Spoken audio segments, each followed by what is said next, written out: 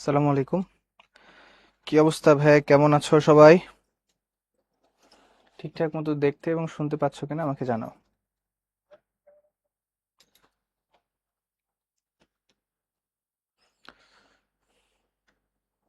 Okay, all clear, thank you. দেখো, আজকে আজকের ক্লাসে আমরা একটা গদ্য পড়বো, রেইনকোট। তোমরা অনেকবার পড়েছো। কবিতা, 18 বছর বয়স। আর ব্যাকরণের মধ্যে বাংলা ভাষার প্রয়োগ অপপ্রয়োগ এবং শুদ্ধ প্রয়োগ, পার্ট 1। আর নির্মিত অংশের মধ্যে হচ্ছে দিনলিপি এবং প্রতিবেদন রচনা দেখব। তাহলে বাংলার প্রথম পত্র থেকে আমরা গদ্য দেখব একটা, সেটা হচ্ছে রেইনকোট। অনেকবার পড়া এবং তোমাদের পরীক্ষার জন্য গুরুত্বপূর্ণ, সিকিউ এখান থেকে প্রশ্ন আসার সম্ভাবনা খুব বেশি আসে। 18 বছর বয়স, এইটাও খুব গুরুত্বপূর্ণ। এমসিকিউ এখান থেকে অনেক বেশি আসে, শুধু এখন না, বিভিন্ন বিশ্ববিদ্যালয়ের ভর্তি পরীক্ষাতেও আসে। এরপরে বাংলা ব্যাকরণের হচ্ছে প্রয়োগ অপপ্রয়োগ আছে, আর নির্মিত অংশ দুটো আছে। তোমরা এগুলা মোটামুটি সবগুলোই পড়েছো, যেহেতু রিভিশন দিচ্ছ। আমরা চেষ্টা করব অল্প সময়ের মধ্যে যে জিনিসগুলো একেবারে বারবার পরীক্ষায় আসে এবং একটা প্রিভিয়াস বিষয়গুলোর প্রতি মানে গো থ্রো করা, যেন সবকিছু তোমার মধ্যে মাথায় চলে আসে। হ্যাঁ, আচ্ছা। রেইনকোট, এই গল্প পড়ার আগে আমরা কয়েকটা জিনিস জানবো রেইনকোট সম্পর্কে। এই রেইনকোট গল্পটা কোন গল্পগ্রন্থ থেকে নেওয়া হইলো? বলো তো ভাই, কোন গল্পগ্রন্থ? নামটা তোমরা একটু লেখার চেষ্টা করো। আরেকটা জিনিস বলবা, এই রেইনকোট গল্প প্রকাশিত হয় কবে? মনে আছে কিনা তোমাদের? এই রেইনকোট গল্প কোন গল্পগ্রন্থ থেকে নেওয়া হয়েছে, আর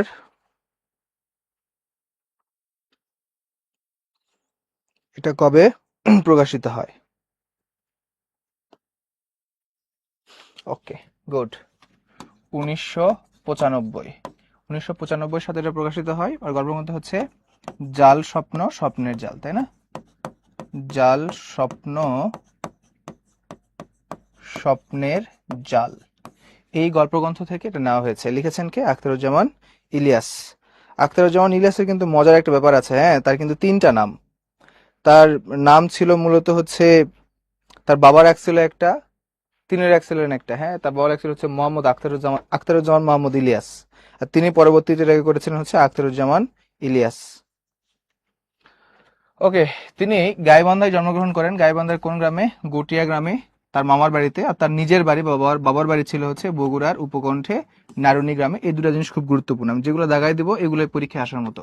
তিনি কোথায় জন্মগ্রহণ করেন এবং তার পৈতৃক নিবাস কোথায় ছিল, এটা একটু গুরুত্ব দিয়ে খেয়াল রাখো। বাবা মার নাম, তার বাবার নাম হচ্ছে বিএম ইলিয়াস এবং মা হচ্ছে মরিয়ম ইলিয়াস। খুব বেশি গুরুত্বপূর্ণ যে এমন না, এইটা গুরুত্বপূর্ণ। তার পিতৃ প্রদত্ত নাম তার বাবা কি রেখেছিল? আখতারুজ্জামান মোহাম্মদ ইলিয়াস, মানে মাঝখানে একটা মোহাম্মদ ছিল, পরবর্তীতে বড় হওয়ার কারণে তিনি এটাকে বাদ দিয়ে দিয়েছেন। হ্যাঁ, শিক্ষা জীবনে তিনি ঢাকা বিশ্ববিদ্যালয়ের বাংলা বিভাগ থেকে পড়াশোনা করেছেন।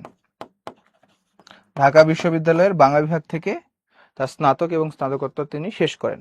করার পরে তার জীবনের শেষ কর্মস্থল ছিল হচ্ছে এই যে ঢাকা কলেজ, যেটা তোমরা চেনো, ওই কলেজের বাংলার অধ্যাপক হিসেবে তিনি তার কর্মজীবন শেষ করেন। সারা জীবন শিক্ষকতার সঙ্গে মোটামুটি ছিলেন। আচ্ছা, তার রচনার বৈশিষ্ট্য, তিনি কিন্তু জীবনে লিখেছেন অনেক কম। তিনি জীবনে অনেক কম লিখেছেন। দেখো, তিনি লেখার সংখ্যার বৃদ্ধির উপর কখনো জোর দেন নাই। ইনার সম্পর্কে গুরুত্বপূর্ণ কথা এইটাই যে তিনি লিখেছেন খুব কম। তিনি লিখেছেন খুবই কম। কিন্তু ভাই, তাহলে এত বিখ্যাত কেন? কারণ ওই লেখাগুলার গুণগত মান ছিল সেরা। গুণগত মান ছিল হচ্ছে 100%। এই জন্য তিনি বাংলা সাহিত্যে ফেমাস। এনার মতো এত কম লেখে এত ফেমাস ব্যক্তি বাংলা সাহিত্যে খুবই কম। তিনি লিখেছেন খুবই কম, কিন্তু গুণগত মানের দিক দিয়ে এগুলো ছিল হচ্ছে সব সেরা। এটা খুব গুরুত্বপূর্ণ, মাথায় রাখবে। তিনি গুণগত মানের উপরে খুব জোর দিয়েছিলেন। তার লেখার মধ্যে ইতিহাস, ঐতিহ্য, সংস্কৃতি, রাজনীতি, বিশেষ করে পুরান ঢাকার চালচিত্র খুব বেশি দেখা যায়। তার লেখার মধ্যে ম্যাক্সিমাম লেখা হচ্ছে পুরান ঢাকা কেন্দ্রিক। হ্যাঁ, আরো অনেক লেখা আছে, তোমার ভবিষ্যতে পড়বা। এখানে তেমন গুরুত্বপূর্ণ কিছু নাই, এইটুকু মনে রাখলেই তোমার ইহকালের ফুল সিরাত ক্লিয়ার হয়ে যাবে। আচ্ছা, তার উল্লেখযোগ্য রচনাবলী দেখো, এটা খুব গুরুত্বপূর্ণ। তার 5টি ছোট গল্প গ্রন্থ, মানে 5টা গল্প গ্রন্থের বই আছে, সেখানে মাত্র 28টি গল্প আছে। কয়টি গল্প? 28টি। এর মধ্যে তার উপন্যাস হচ্ছে 2টা, তার উপন্যাস হচ্ছে মাত্র 2টা, আর প্রবন্ধ সংকলন হচ্ছে 1টা। অবশ্যই তার উপন্যাসগুলোর নাম মনে রাখতে হবে। একটা হচ্ছে চিলেকোঠার সেপাই, আর একটা হচ্ছে খোয়াবনামা। বাকিগুলো মনে না রাখলেও সমস্যা নাই, কিন্তু তার উপন্যাসগুলোর নাম খুবই মনে রাখতে হবে। একটা হচ্ছে চিলেকোঠার সেপাই, খুবই মজার একটা ঘটনা, আর একটা হচ্ছে খোয়াবনামা। ভবিষ্যতে যখন সময় পাবে তখন তোমরা এগুলা পড়বা। আচ্ছা, তিনি যখন মারা যান তখন তার ক্যান্সার হয়েছিল, হ্যাঁ ক্যান্সার আক্রান্ত হয়ে মারা যান। মূলত তার পায়ে ক্যান্সার হয়েছিল, তার পা কেটে ফেলতে হয়েছিল, তারপর তাকে বাঁচানো সম্ভব হয় নাই। তবে তিনি মৃত্যুর আগে একটা কথা বলেছিলেন, মানে এতটাই সাহিত্যপ্রেমী ছিলেন যে ডাক্তারকে বলেছিলেন, আপনি আমার পা কাটেন, হাত কাটেন, সব কেটে ফেলে দেন, আমাকে আর অল্প কয়েকটা দিন একটু বাঁচার সুযোগ দেন, আর ডান হাতটা একটু ঠিক রাখেন, কারণ ওই ডান হাত দিয়ে আমি আর কয়েকটা লেখা লিখতে চাই।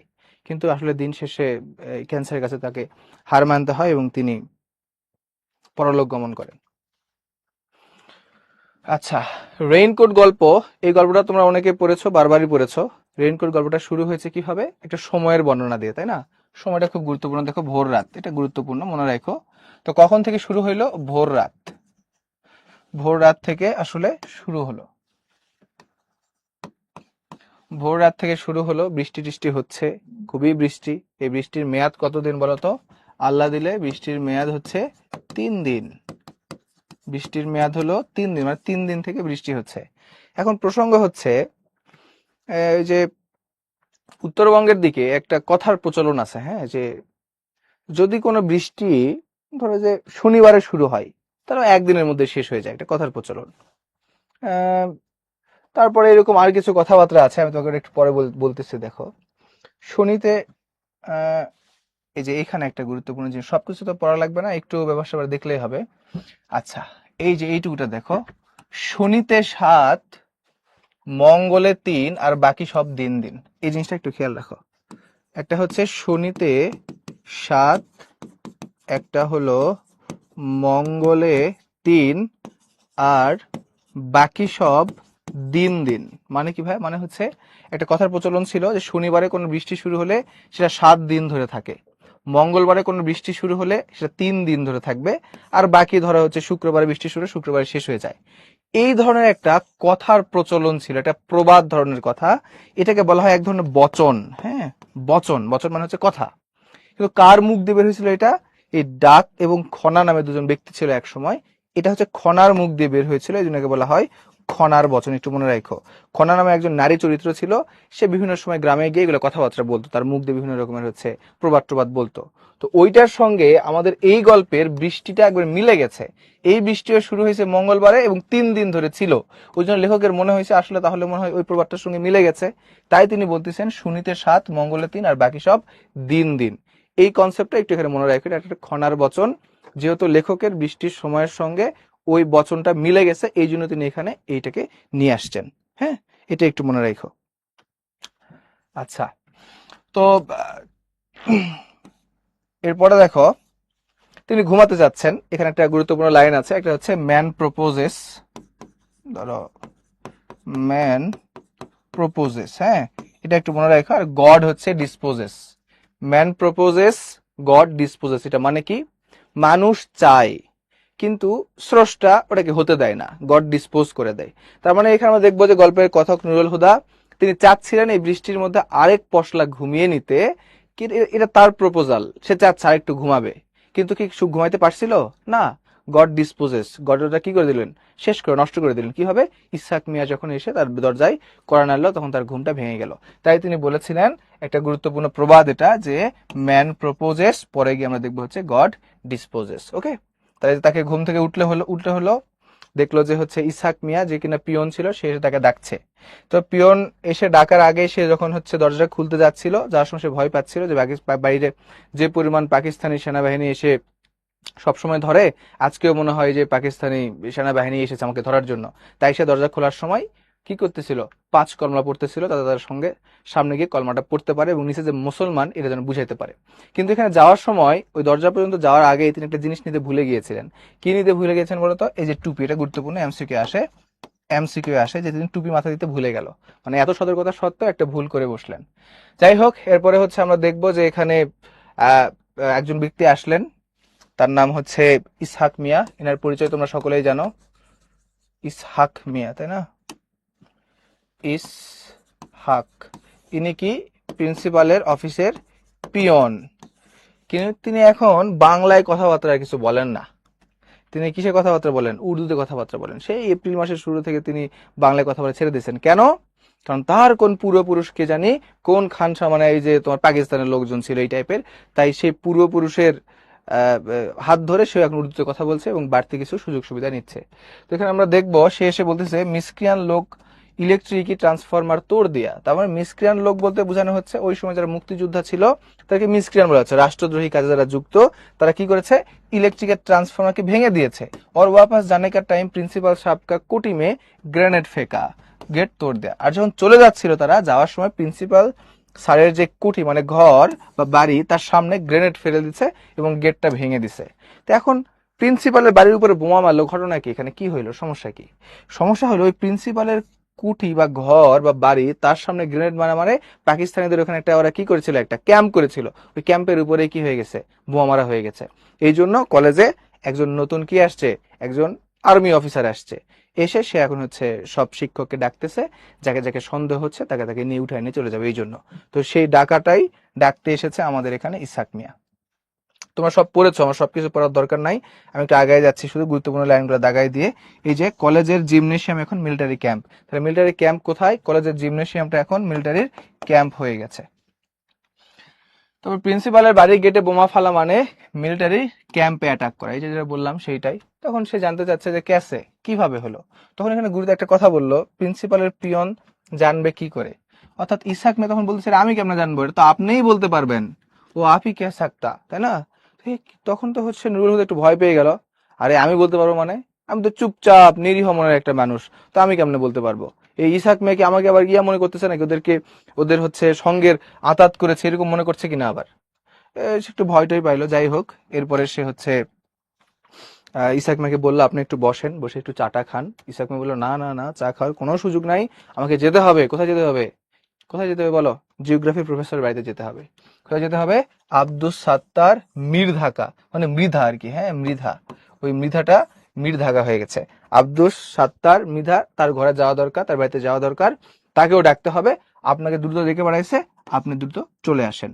হ্যাঁ, এক কর্নেল সাহেব পৌঁছ গিয়া, তার কোন অফিসার এখানে এসেছে, কর্নেল পদমর্যাদার একজন অফিসার এখানে এসেছে।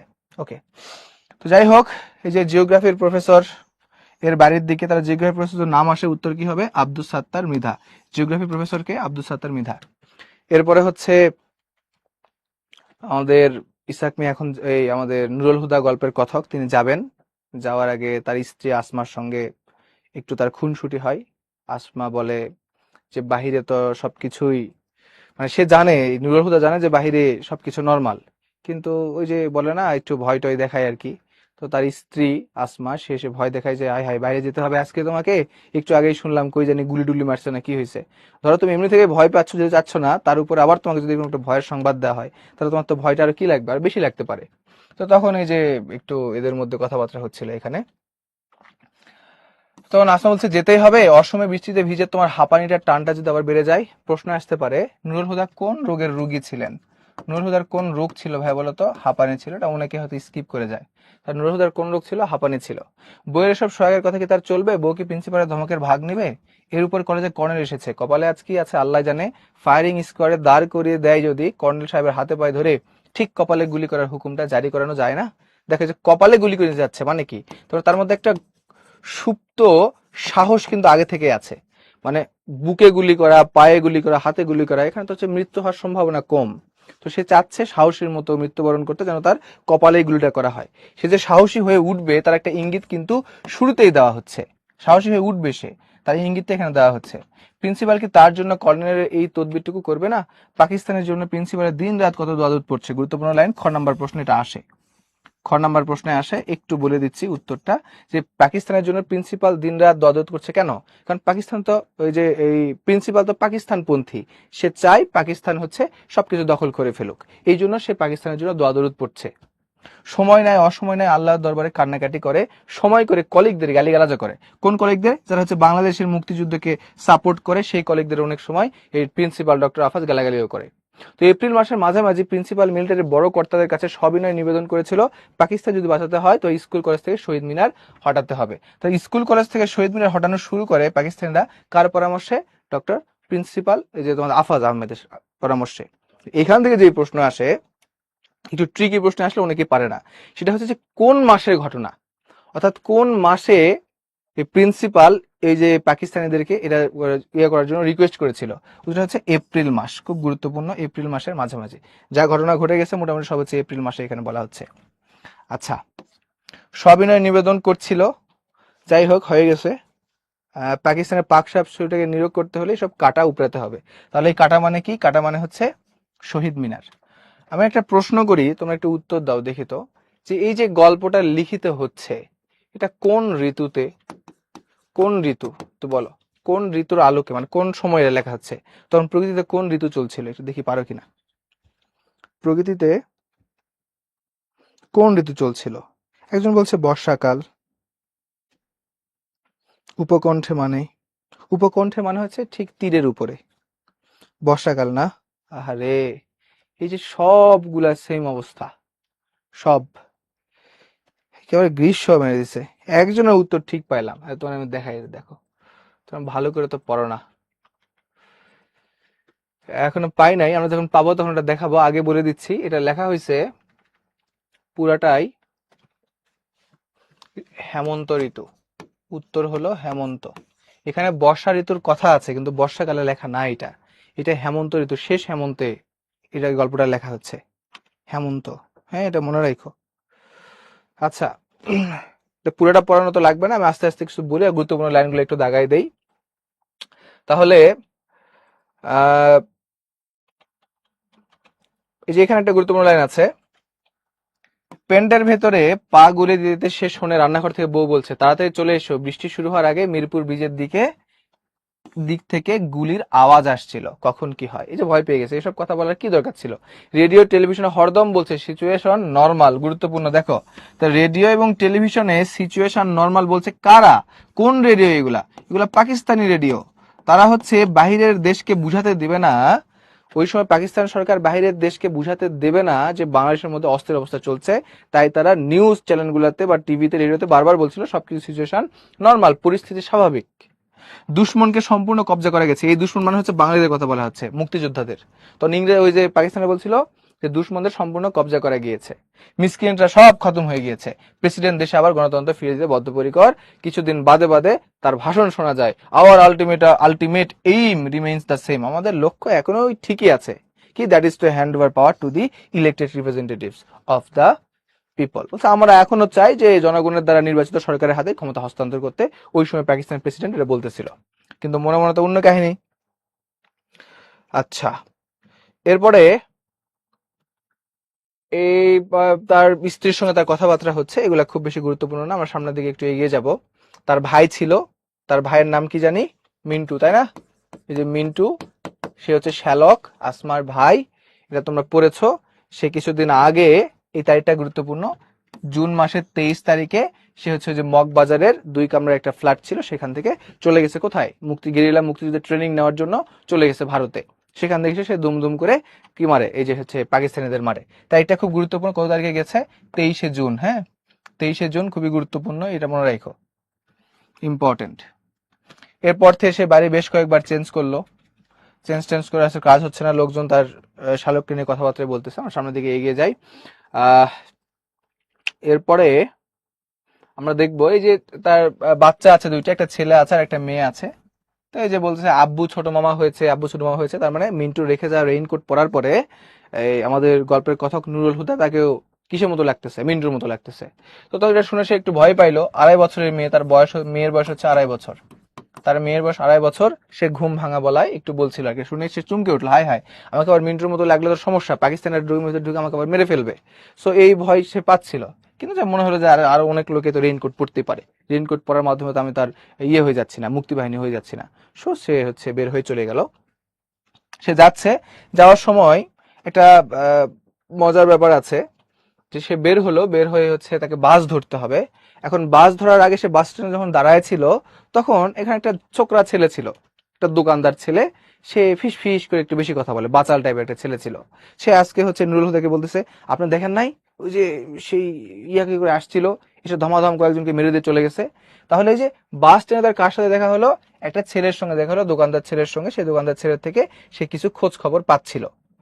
আচ্ছা, এখন এরপরে আমাদের নুরুল হুদা বাসে উঠবেন। এই বাসে উঠবে তিনি, যারা ঢাকা চিনো তারা হয়তো বুঝতে পারবা, তিনি মিরপুর যে টেকনিক্যাল ওই দিক থেকে উঠবেন, উঠে ওই দিক দিয়ে বাসে ঢাকা কলেজের সামনে এসে নামবেন। তো প্রশ্ন আসতে পারে এমন একটা প্রশ্ন, খুবই ডিপ লেভেলের প্রশ্ন, যে বাসে তিনি আসতেছিলেন ওই বাসটা কোন রঙের ছিল? অনেকে হয়তো বলতে পারবা, দেখি পারো কিনা, বাসটা কোন রঙের বলো। যে স্টেট বাস ছিল, যে স্টেট বাসে তিনি উঠতেছেন, ওই স্টেট বাস তার রং কি ছিল? বাসের রং পারো কিনা দেখি বলো তো।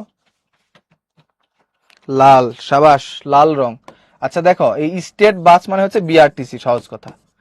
এখন যেটা বিআরটিসি, তখন সেটা ছিল হচ্ছে স্টেট বাস। বিআরটিসির কালার কেমন? লাল। মনে রাখা খুবই সহজ।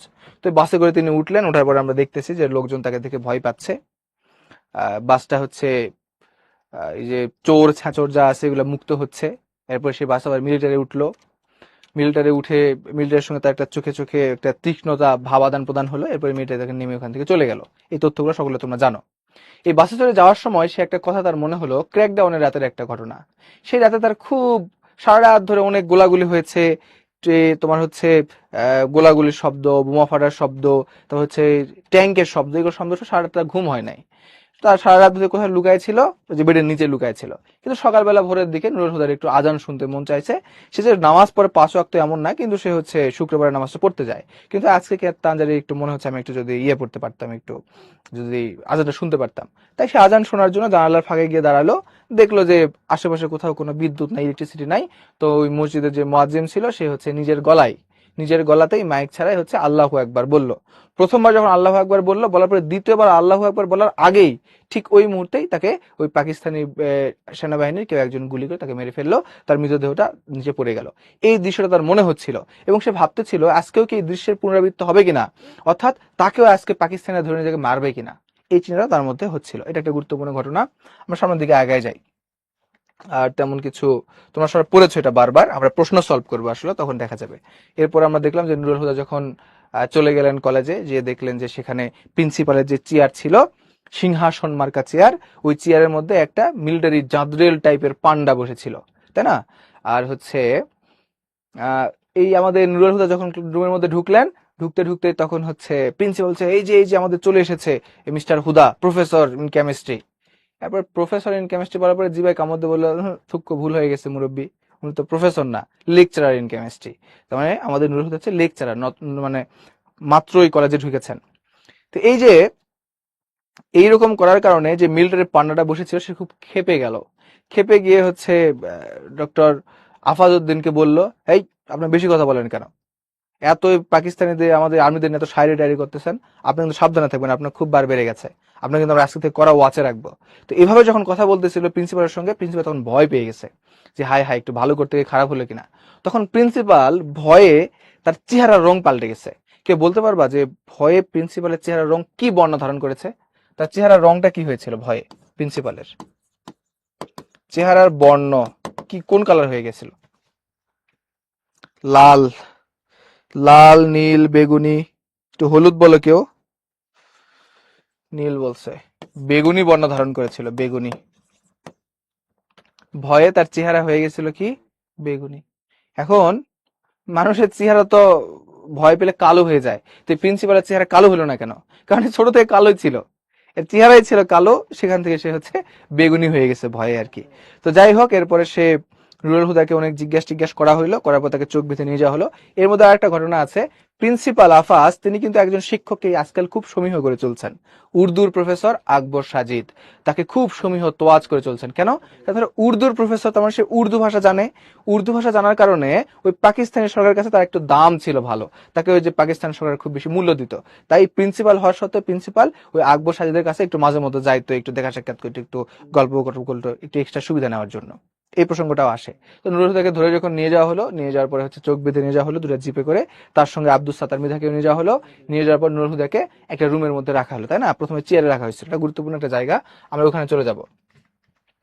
আচ্ছা, এখানে এই যে নুরুল হুদাকে নিয়ে যাওয়া হলো, তারপরে সে নুরুল হুদাকে বিভিন্ন ধরনের জিজ্ঞাসা করতেছিল। এখানে রাশিয়ার ছিল জেনারেল উইন্টার, আমাদের জেনারেল মুনসুন। এটা তোমরা অনেকে পড়েছো যে রাশিয়ায় রাশিয়াতে যুদ্ধ করতে পারে নাই ওই সময় নাৎসি বাহিনীরা। তা কেন পারে না? হচ্ছে ওই সময় এত বেশি শীত ছিল যে ওই শীতের মধ্যে তারা অনেকে হয়েছে মারা মারা পড়ে গেছিল, বা ওদের অস্ত্রগুলো ঠিকঠাক মতো কাজ করে নাই, অর্থাৎ যুদ্ধে একটা প্রতিকূল পরিবেশ সৃষ্টি হয়েছিল।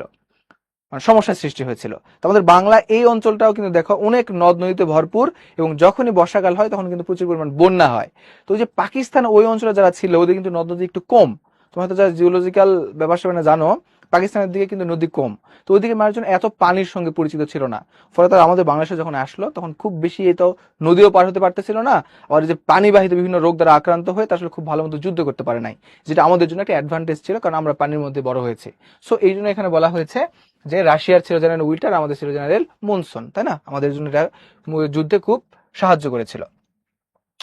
তো নুরুল হুদাকে ধরে কি জিজ্ঞেস করা হলো যে তোমাদের কলেজে কয়েকদিন আগে কয়েকজন কুলি এসেছিল, ছদ্মবেশী কুলি, মূলত তারা হচ্ছে মিসক্রিয়েন্ট।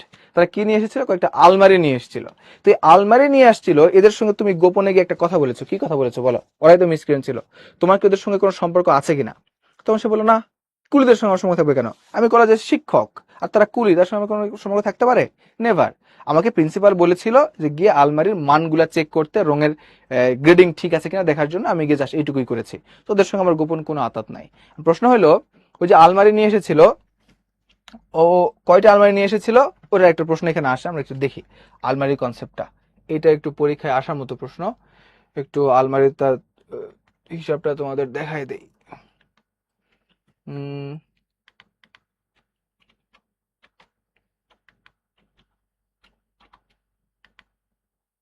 মিসক্রিয়েন্টটা কলেজ, এই যে দেখো কিসের ছদ্মবেশে ঢুকেছিল? মিসক্রিয়েন্টটা কলেজে ঢুকেছিল হচ্ছে কুলির ছদ্মবেশে, তাই না? কে জানে তারা ধরা পড়েছে, নুরুল হুদার নাম বলেছে, অনেক কথাবার্তা হচ্ছে এখানে। কুলিরা ছিল ছদ্মবেশী মিসক্রিয়েন্ট, টিচারদের মধ্যে নুরুল হুদার নামই তারা বলেছে। নুরুল হুদা অবাক হয়ে তাকে বলে, তারা কি তাকে চেনে? কেমিস্ট্রি ডিপার্টমেন্টে আলমারি সাজিয়ে রাখার সময় এক কুলি দাঁড়িয়েছিল তার গা ঘেঁষে, তখন তো ঘোরতর বর্ষাকাল, তাই না? এটা কিন্তু আগের ঘটনা।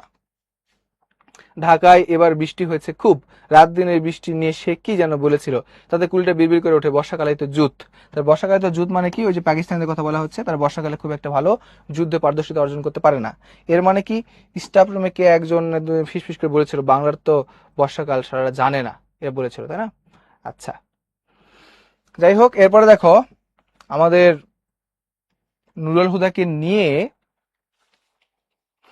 মোট আলমারি 10টা আলমারি ছিল, মোট 10টা আলমারি, মোট 10টি।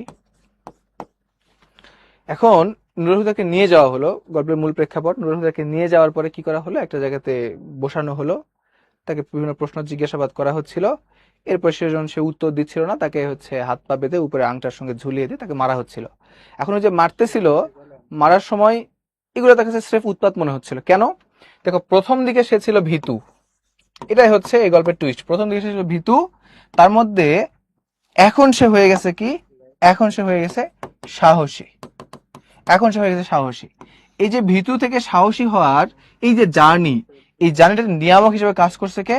ওই যে প্রতীকী যেই রেইনকোট, রেইনকোটটা এখানে এই সাহসের সঞ্চালনটা ঘটিয়েছে। এই প্রতীক অর্থে এই রেইনকোট হচ্ছে একটা চেতনা। কিসের চেতনা? দেশপ্রেমের চেতনা। রেইনকোট একটা প্রতীক যার মাধ্যমে দেশপ্রেমের চেতনা, ভীতু একজন মানুষ নুরুল হুদাকেও সাহসী একজন দেশপ্রেমিক সৈনিকে পরিণত করছে। ওনাকে হয়তো প্রশ্ন করতে পারে শেষ মুহূর্ত পর্যন্ত, ভাই আসলে কি মিসক্রিয়েন্টদের সঙ্গে কোনো সম্পর্ক ছিল কিনা? ছিল কিনা এটা নিয়ে আসলে কোনো কংক্রিট কোনো উত্তর নাই। কেউ বলে ছিল, কেউ বলে ছিল না। এটা তো তোমার পরীক্ষাতে প্রশ্ন আসবে না, ওটা নিয়ে কোনো প্রশ্নও নাই। যদি বলে যে ছিল কি ছিল না, তোমার পক্ষে যুক্তি দাও, তোমার যেটা মনে হয় তার পক্ষে যুক্তি দিয়ে লিখে দিবা। এই কনসেপ্ট আর কি এটা। আচ্ছা, এখানে এগুলা কথাবার্তা শেষ, আমরা এখন প্রশ্ন একটু সলভ করব। মিসক্রিয়েন্ট মানে কি বোঝানো হচ্ছে, এটা গুরুত্বপূর্ণ। খ নম্বর প্রশ্ন আসতে পারে, বাংলাদেশের মুক্তিযুদ্ধের সময় পাকিস্তান সরকার ও তার সেনাবাহিনী এই শব্দটি বাংলাদেশের মুক্তিযোদ্ধাদের হেয় প্রতিপন্ন করার জন্য ব্যবহার করতেন। হ্যাঁ, আচ্ছা, এগুলা সব তোমরা জানো। কিসিঞ্জার সাহেব, এটা একটু গুরুত্বপূর্ণ। দেখো, হেনরি কিসিঞ্জার ছিলেন মূলত একজন জার্মান বংশোদ্ভূত আমেরিকান শিক্ষাবিদ, রাজনীতিবিদ, কূটনীতিবিদ। তিনি মার্কিন যুক্তরাষ্ট্রের জাতীয় নিরাপত্তা পরামর্শক হিসেবে দায়িত্ব পালন করছিলেন যখন বাংলাদেশের মুক্তিযুদ্ধ চলছিল সেই সময়। তখন তিনি কি বলেছিলেন যে পাকিস্তানের কি চলছে তাদের ইন্টারনাল অ্যাফেয়ার, ভিতরে ঘটনা, আমরা ওখানে গিয়ে কি করব। এখনো কিন্তু এরকম হয় যে যে কোনো দেশে অরাজক পরিস্থিতি সৃষ্টি হলে আমি বলি না যে একটু জাতির সংঘের মাধ্যমে তদন্ত করা হোক। তো ওই সময় যে ওরা যদি আমাদের হেল্প করতে ভালো হতো, কিন্তু তখন তো ওই যে আমেরিকা তো ছিল পাকিস্তানের পক্ষে, তাই তারা বলছে যে এই বিষয়গুলো কি হয়েছে আমরা জানি না, এটা পাকিস্তানের আভ্যন্তরীণ বিষয়, তারা যা ইচ্ছা করুক। এটা কে বলেছিল? এই যে কিসিঞ্জার সাহেব এটা বলেছিল। আচ্ছা, এখানে তোমরা কি কি পড়বা বেশি গুরুত্বপূর্ণ, জাদরেলটা একটু দেখো। জাদরেল হচ্ছে একটা ইংরেজি থেকে আসা শব্দ, জেনারেলকে মূলত জাদরেল বলা হয়। এরপরে হচ্ছে এগুলা সব তোমরা জানো। আমরা একটা সৃজনশীল প্রশ্ন একটু দেখি, হ্যাঁ, দেখি এখানকার কনসেপ্ট আমাদের মিলে কিনা। তুমি আসবে বলে হে স্বাধীনতা, ছাত্রাবাস বস্তি উজাড় হলো, বলছে রিক ওয়েললেসের রাইফেল আর মেশিন গান খই ফুটালো যত্রতত্র। তুমি আসবে বলে ছাই হলো গ্রামের পর গ্রাম, তুমি আসবে বলে বিধ্বস্ত পাড়ায় প্রভুর বাস্তভিটায় ভগ্ন স্তূপে দাঁড়িয়ে একটানা আর্তনাদ করলো একটা কুকুর। তুমি আসবে বলে এই স্বাধীনতা, অবুঝ শিশু হামাগুড়ি দিল পিতামাতার লাশের উপর। আমরা বুঝতে পারছি এখানে স্বাধীনতার আহ্বান, মুক্তির আহ্বান, স্বাধীনতার আহ্বান ফুটে উঠেছে এবং ওই স্বাধীনতার আহ্বানের পিছনে কিছু আত্মত্যাগ, কিছু আত্মত্যাগের চিত্র দেখতে পাচ্ছি।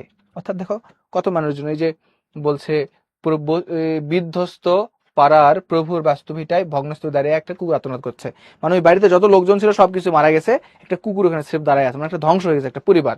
একটা দেখো ছোট অবুঝ শিশু তার বাবা মার লাশের উপরে হামাগুড়ি দিচ্ছে, উপরে সবাই মারা গেছে অবুঝ শিশুটা ছাড়া। তাহলে এখানে যুদ্ধ এবং যুদ্ধের যে স্যাক্রিফাইস, যে আত্মত্যাগ, ওইটাই কিন্তু এখানে দেখানো হচ্ছে।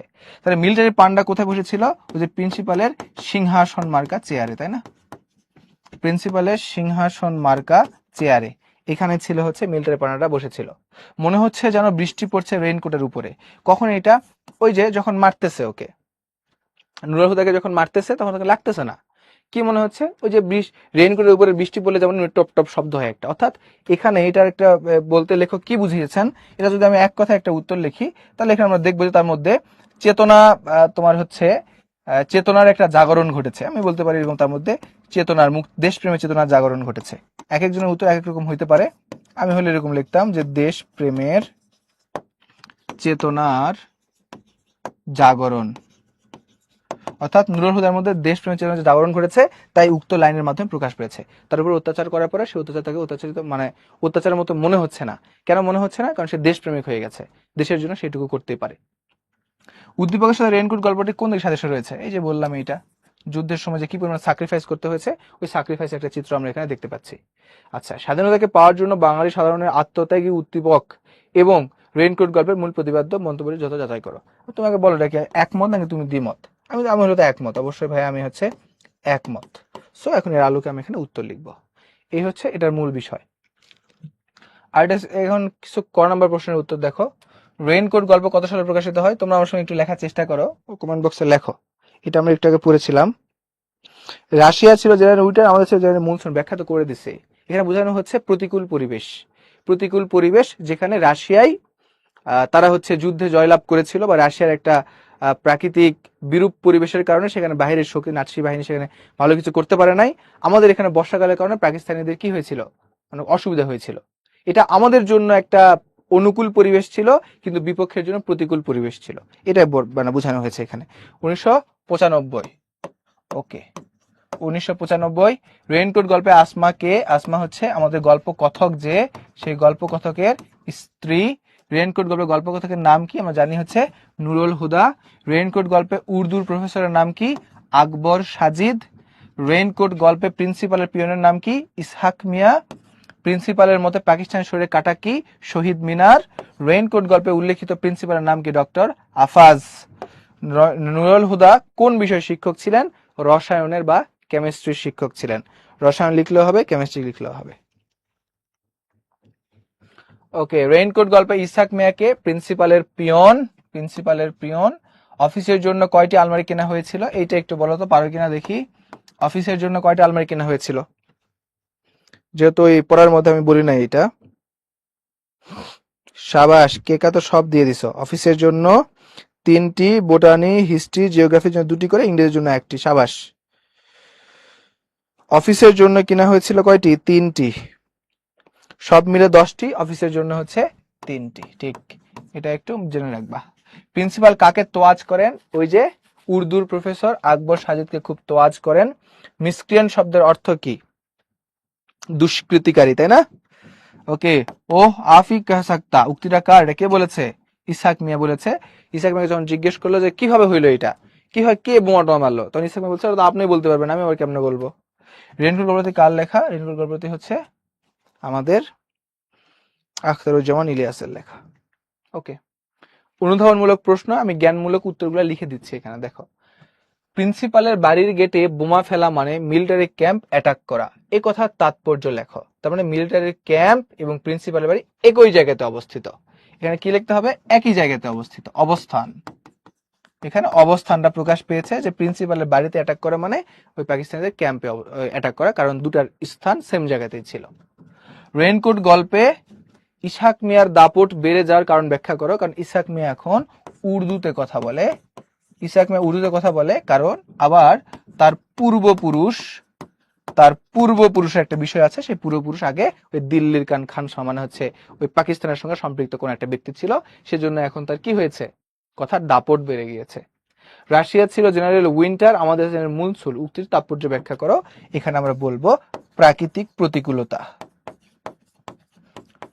প্রাকৃতিক প্রতিকূলতা যা আমাদের সাহায্য করেছিল, যা আমাদের সাহায্য করেছিল।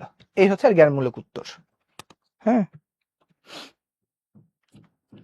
এগুলো হলো পাকিস্তান শরীরের কাটা। কোন প্রসঙ্গে বলা হয়েছে? ওই শহীদ মিনারের প্রসঙ্গে বলা হয়েছে, শহীদ মিনার, তাই না? এরপরে হচ্ছে রেইনকোট গল্পের উপর, রেইনকোটের উপর চাবুকের বাড়ি নুরুল হুদার কাছে স্রেফ উৎপাত মনে হচ্ছে কেন? কারণ যে আগেরটার উত্তরের মতো তার মধ্যে দেশপ্রেমের চেতনা জাগ্রত হয়েছে, তার মধ্যে দেশপ্রেমের চেতনা জাগ্রত হয়ে গেছে, এই জন্য আর কি। প্রিন্সিপাল মিসকিনের পতন কামনা করে কেন? কারণ প্রিন্সিপাল চাচ্ছিল পাকিস্তানের মঙ্গল কামনা করে, সে এই জন্য সে পাকিস্তানের মঙ্গল কামনা করে, পাকিস্তানপন্থী লোক ছিল সেই জন্য। পাকিস্তানিরা সিচুয়েশন নরবরে রেডিও টেলিভিশন প্রচার করে চালাচ্ছিল কেন? আমি ব্যাখ্যা করে দিয়েছিলাম যে বাহিরের কাছে, বিদেশে বা হচ্ছে দেশের বাইরে সবার কাছে এই প্রচার বন্ধ করার জন্য, মানে তারা এই অপপ্রচার চালাচ্ছিল এই কারণেই যে আমাদের এখানে কি পরিমাণ শোষণ হচ্ছে এটা যেন বহির্বিশ্বে না যায়, এটা যেন বহির্বিশ্বে না যায়। এটাকে তুমি তোমার নিজের ভাষায় লিখতে পারো, এভাবে লিখতে হবে যে বহির্বিশ্বে ভাব অক্ষুণ্ণ রাখার জন্য, তাই নিজেদের ভাব মূর্তি অক্ষুণ্ণ রাখার জন্য তারা এই কাজটা করেছিল। তারপরে দেখো, ঠান্ডা হাওয়ার ধাক্কা রেইনকোটের তাপে গরম হয়ে ওঠার কারণ কি? রেইনকোটের তাপ বলতে বোঝানো হচ্ছে কি? এই রেইনকোট থেকে চেতনা, তাপ মানে চেতনা। রেইনকোট যেখানে যেখানে পাবা সেইটা তখন চেতনা হিসেবে কাজ করবে, অর্থাৎ রেইনকোট পাবে সে দেশপ্রেমিক হয়ে উঠলো, যার কারণে ওই যে ঠান্ডা হাওয়াটাও তার কাছে কি হচ্ছে, গরম মনে হচ্ছে। দেশে একটা কলেজে শহীদ মিনার অখ্যাত নাই, কারণ এই শহীদ মিনারকে তারা কি মনে করতো, পাকিস্তানের শরীরে কাটা মনে করতো, সে কারণে তাদের প্রথম লক্ষ্যবস্তু হিসাবেই এই শহীদ মিনারটা চলে আসছে। হ্যাঁ, কিছু এমসিকিউ আছে, এমসিকিউ আমরা দেখবো। ক্লাসটা অনেক বড় তো আমাদের দ্রুত একটু শেষ করতে হবে আর কি, উপায় নেই, তাই অনেক সময় নিয়ে ফেলছি, এখন একটু দ্রুত আগাইতে হবে আমাকে। আখতারুজ্জামান ইলিয়াস তার রেইনকোট গল্পে কোন বিষয়টি তুলে ধরেছেন? তারা তো কি তুলে ধরেছেন এখানে? পাকিস্তানের নির্যাতন, গেরিলা তৎপরতা, নুরুল হুদার দেশপ্রেম নাকি রাজাকারদের অত্যাচার? নুরুল হুদার দেশপ্রেম, এটা হচ্ছে মূল বিষয়, মূলটাকে তিনি এখানে তুলে ধরেছেন। লেখক হিসেবে আখতারুজ্জামান ইলিয়াসের বিশেষত্ব কি? তিনি লেখার গুণগত উৎকর্ষ সাধন করেছেন। তিনি লিখেছেন কম, কিন্তু লেখার মধ্যে গুণগত মান ছিল। আচ্ছা, দ্বিতীয় বিশ্বযুদ্ধে হিটলার জার্মান বাহিনী রাশিয়া আক্রমণ করে মস্কোর দ্বার প্রান্তে চলে আসে, কিন্তু প্রচন্ড শীত আর বরফে বিপর্যস্ত হয়ে তারা পরাজয়ের মুখে পড়ে। উদ্দীপকে জার্মান বাহিনীর প্রচন্ড শীত আর বরফে বিপর্যস্ত হওয়া রেইনকোট গল্পের মুক্তিযুদ্ধ চলাকালীন বাংলাদেশে কোন ঋতুর কথা মনে করিয়ে দেয়? আমাদের মনসুন, আমাদের বর্ষার কথা মনে করিয়ে দেয়।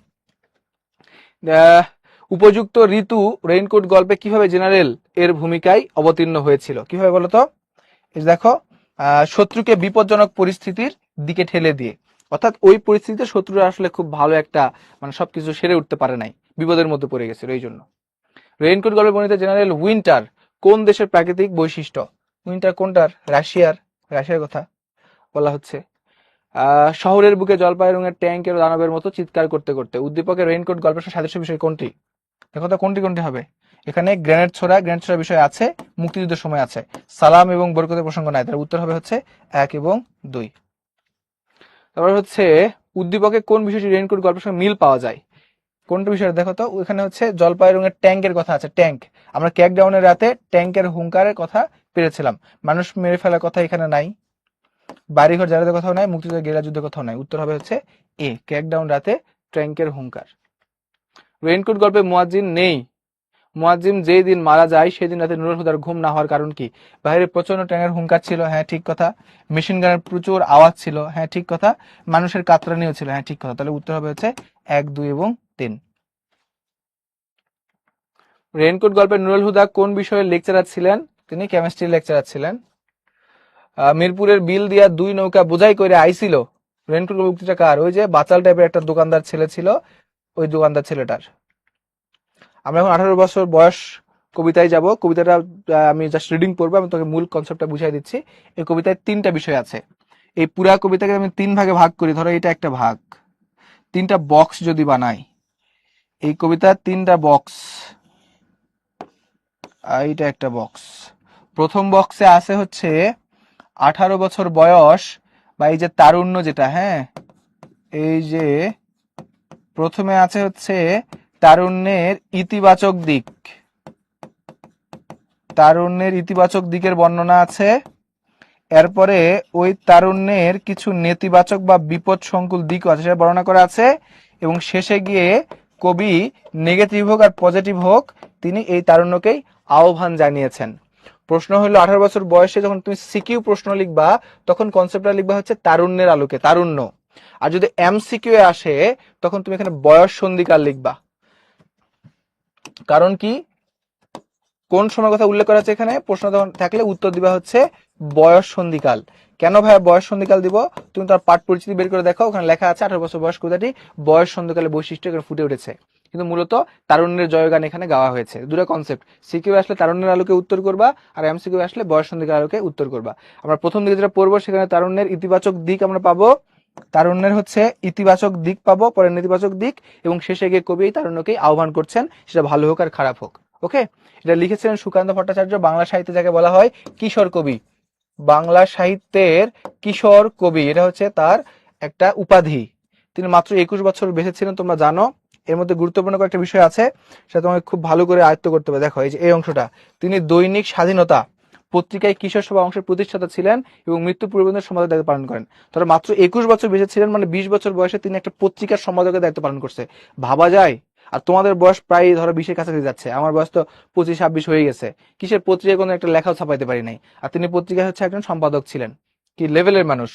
তিনি এক ধরনের রাজনীতির সঙ্গে যুক্ত ছিলেন, তিনি সমাজতান্ত্রিক রাজনীতির সঙ্গে যুক্ত ছিলেন, হ্যাঁ সমাজতান্ত্রিক, সমাজতান্ত্রিক রাজনীতির সঙ্গে তিনি যুক্ত ছিলেন, যাকে বলা হয় হচ্ছে বাম ধারার রাজনীতি। মনে রাখো, তিনি সোশ্যালিস্ট পার্টির জন্য কাজ করতেন, সাম্যের অধিকারের জন্য কাজ করতেন। এই জন্য এই যে তিনি যেহেতু সমাজতান্ত্রিক রাজনীতির সঙ্গে যুক্ত ছিলেন, তাই সবসময় একটা বিরোধিতা করতেন একটা পার্টির ভার্সেস, তাকে বিরোধী ছিল, সেটা তিনি ফ্যাসিবাদের বিরোধী ছিলেন। সবসময় ফ্যাসিবাদ বিরোধী ছিলেন, তিনি অলওয়েজ ফ্যাসিবাদ বিরোধী ছিলেন। তার প্রমাণ পাওয়া যায়, তিনি ফ্যাসিবাদ বিরোধী একটা সংঘ ছিল, ফ্যাসিবাদ বিরোধী তার একটা ক্লাব ছিল, সেই ক্লাবের পক্ষ হয়ে তিনি একটা বই সম্পাদনা করেন। সেই ক্লাবের পক্ষে তিনি একটা বই সম্পাদনা করেন, যেই সম্পাদনার বইটার নাম ছিল হচ্ছে আকাল। এটা তার গুরুত্বপূর্ণ একটা কবিতার বই। মনে রাখো, আকাল কিন্তু তার লিখিত কবিতার বই না, সম্পাদিত কবিতার বই। অর্থাৎ বিভিন্ন কবিতাকে একসঙ্গে করে নিয়ে তিনি একটা বইয়ের মধ্যে পেস্ট করে দিয়েছিলেন, যার নাম ছিল আকাল। কিসের জন্য লিখেছিলেন? এই যে ফ্যাসিবাদ বিরোধী লেখক সংঘ ছিল একটা, ওই সংঘের পক্ষে তিনি এই বইটাকে সম্পাদনা করেছিলেন। এছাড়া তার গুরুত্বপূর্ণ আরেকটা জিনিস মনে রাখো, তার মায়ের নামটা গুরুত্বপূর্ণ, হ্যাঁ এমসিকিউ আসে, সুনীতি দেবী। তার মায়ের নাম হচ্ছে সুনীতি দেবী এবং বাবার নাম হচ্ছে নিবারণ ভট্টাচার্য। সব লেখকের বাবা মার নাম গুরুত্বপূর্ণ না, কিন্তু ইনার বাবা মার নাম গুরুত্বপূর্ণ, একটু মনে রাখো। দেখো, তিনি যে বামপন্থী রাজনৈতিক কর্মকাণ্ডের সঙ্গে যুক্ত ছিলেন, আমি এগুলো বলে দিচ্ছি, আশা করি সহজ করে হয়তো বুঝতে পারবা। তার কবিতার বৈশিষ্ট্য গুরুত্বপূর্ণ, তিনি বাংলাদেশের মুক্তিযুদ্ধ নিয়ে অনেক লেখাই লিখেছেন। মানে দেশের স্বাধীনতা যুদ্ধের সময় মুক্তিকামী বাঙালির মন বিশেষ, এই যে তিনি তো মুক্তিযুদ্ধের সময় তার বেঁচে ছিলেন না, তিনি হচ্ছে বিদ্রোহী। একটা জিনিস দেখো, এনার মধ্যে কিন্তু নজরুলের প্রভাব বিদ্যমান, এটাও গুরুত্বপূর্ণ জিনিস। নজরুলের প্রভাব, নজরুলের প্রভাব বিদ্যমান আছে কার মধ্যে? সুকান্ত ভট্টাচার্যের মধ্যে। দুজনেই বিদ্রোহী জিনিস লিখেছেন, এবং তার লেখা এই কবিতাগুলো আমাদের মুক্তিযুদ্ধের সময় আমাদের মুক্তিকামী বাঙালিদের মনে বিশেষ সাহস জুগিয়েছে। গুরুত্বপূর্ণ, পরীক্ষায় আসতে পারে, আসলে অনেকে হয়তো পারবে না, বলতে পারে তোমার বইয়ের বা তোমার পঠিত কোন কবির লেখা মুক্তিযুদ্ধের সময় আমাদের মুক্তিযোদ্ধাদের সাহস জুগিয়েছিল? উত্তর হবে ভাই হচ্ছে সুকান্ত ভট্টাচার্য। তার বিখ্যাত কাব্যগ্রন্থ হচ্ছে ছাড়পত্র, ঘুম নেই পূর্বাভাস, এগুলো তোমরা পাবা। দেখো ফ্যাসি বিরোধী লেখক শিল্পী সংঘের পক্ষে তিনি আকাল নামে একটা গ্রন্থ কি করেছিলেন, সম্পাদনা, নোট লিখেন নাই, সম্পাদনা করেছিলেন, গুরুত্বপূর্ণ। মাত্র 21 বছর বয়সে মারা গিয়েছিলেন। ওকে, 18 বছর বয়স কোথায় যাচ্ছে আমি পড়ি একবার। 18 বছর বয়স কি দুঃসহ, স্পর্ধায় নেই মাথা তোলবার ঝুঁকি। 18 বছর বয়স দুঃসহ, সহ্য করা যায় না। কি দেখে সহ্য করা যায় না? অন্যায় অত্যাচার দেখে তারা সহ্য করতে পারে না। অন্যায় এবং অত্যাচার দেখে 18 বছর বয়সের পোলাপানে সহ্য করতে পারে না। তারা স্পর্ধায় একটা রিস্ক নিয়ে ফেলে, কি করে, মাথা তুলে ফেলে। অর্থাৎ যেখানে সবাই মাথা নত করে সেই জায়গাতে 18 বছর বয়সের পোলাপানরা মাথাকে উঁচু করে ফেলে। 18 বছর বয়সে অহরহ বিরাট দুঃসাহসেরা দেয় উকি। তার মানে এই সময় মানুষ অসম্ভবকে সম্ভব করার একটা প্রয়াস পায়। 18 বছর বয়সে ডিয়ারিং হয় ছেলেপেলে, আর কি আমাদের ভাষায় বলতে গেলে ডিয়ারিং হয়ে যায়। তাই এটা ভালো গুণ।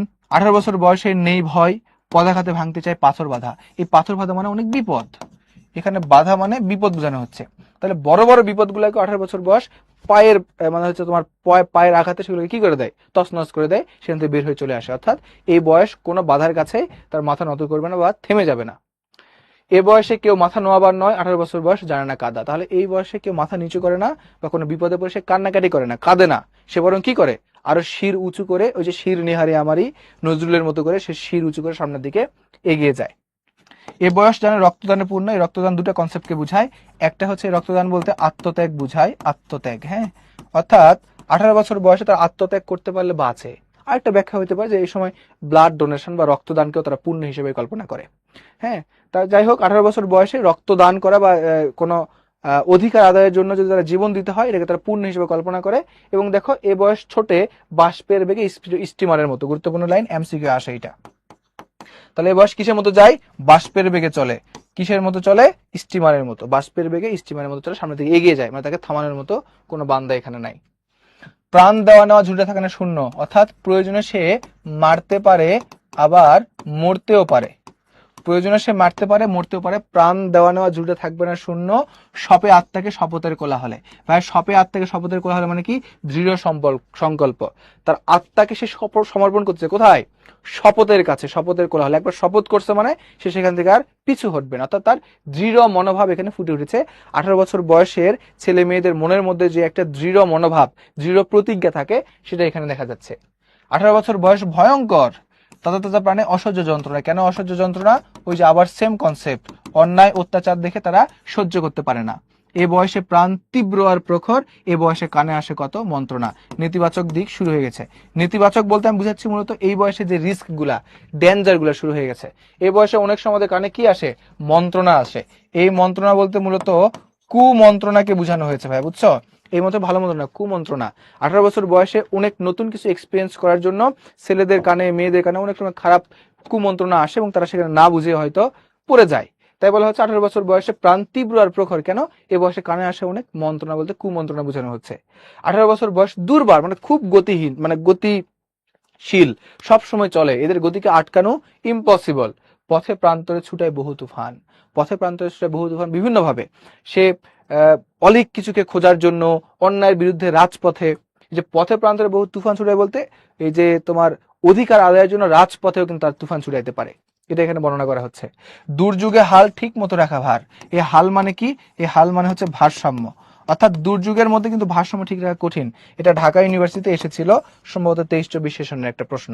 দুর্যোগে হাল ঠিক মতো রাখা ভার, হার বলতে বোঝানো হচ্ছে দুর্যোগে যেরকম ভারসাম্য ঠিক রাখা খুব কঠিন। তো 18 বছর বয়সের পোলাপানদের আসলে ওই সময়টা নিজেদের ভারসাম্য ঠিক রাখা খুবই কঠিন, কারণ জীবনের সবচেয়ে খারাপ জীবনের সবচেয়ে ওর্স সিচুয়েশনের মধ্যে দিয়ে কিন্তু 18 বছর বয়সে পোলাপানরাই যায়। তারা অনেক কিছু জানে না, না জেনে তাদের জীবনটা কিন্তু অনেক সময় এলোমেলো হয়ে যায়। ক্ষত বিক্ষত হয় সহস্র প্রাণ। ভাই এই ক্ষত বিক্ষত সহস্র প্রাণ কেন হয়? হতাশার কারণে হয়। এই বয়সে আমাদের মধ্যে অনেক হতাশা কাজ করে। এই ক্ষত বিক্ষত হওয়া বলতে বোঝানো হচ্ছে আমাদের হৃদয়টা ক্ষত বিক্ষত হয়, আমরা অনেক কষ্ট পাই, হতাশ হয়ে যায় অনেক কিছুতেই। দেখো বলছে 18 বছর বয়সে আঘাত আসে। এই 18 বছর বয়সে আঘাত আসে কিভাবে আসে? অবিশ্রান্ত একের পর এক আঘাত তোমার উপরে আসতে যাচ্ছে। নতুন একটা জীবনের স্টেজে তুমি পদার্পণ করেছো, এখানে একের পর এক আঘাত আসতেই থাকে, একে একে হয় জড়ো। এ বয়স কালো লক্ষ্য দীর্ঘশ্বাস, ওই যে হতাশার দীর্ঘশ্বাস, তখন এই বয়স কাঁধে বেদনায় থরথর।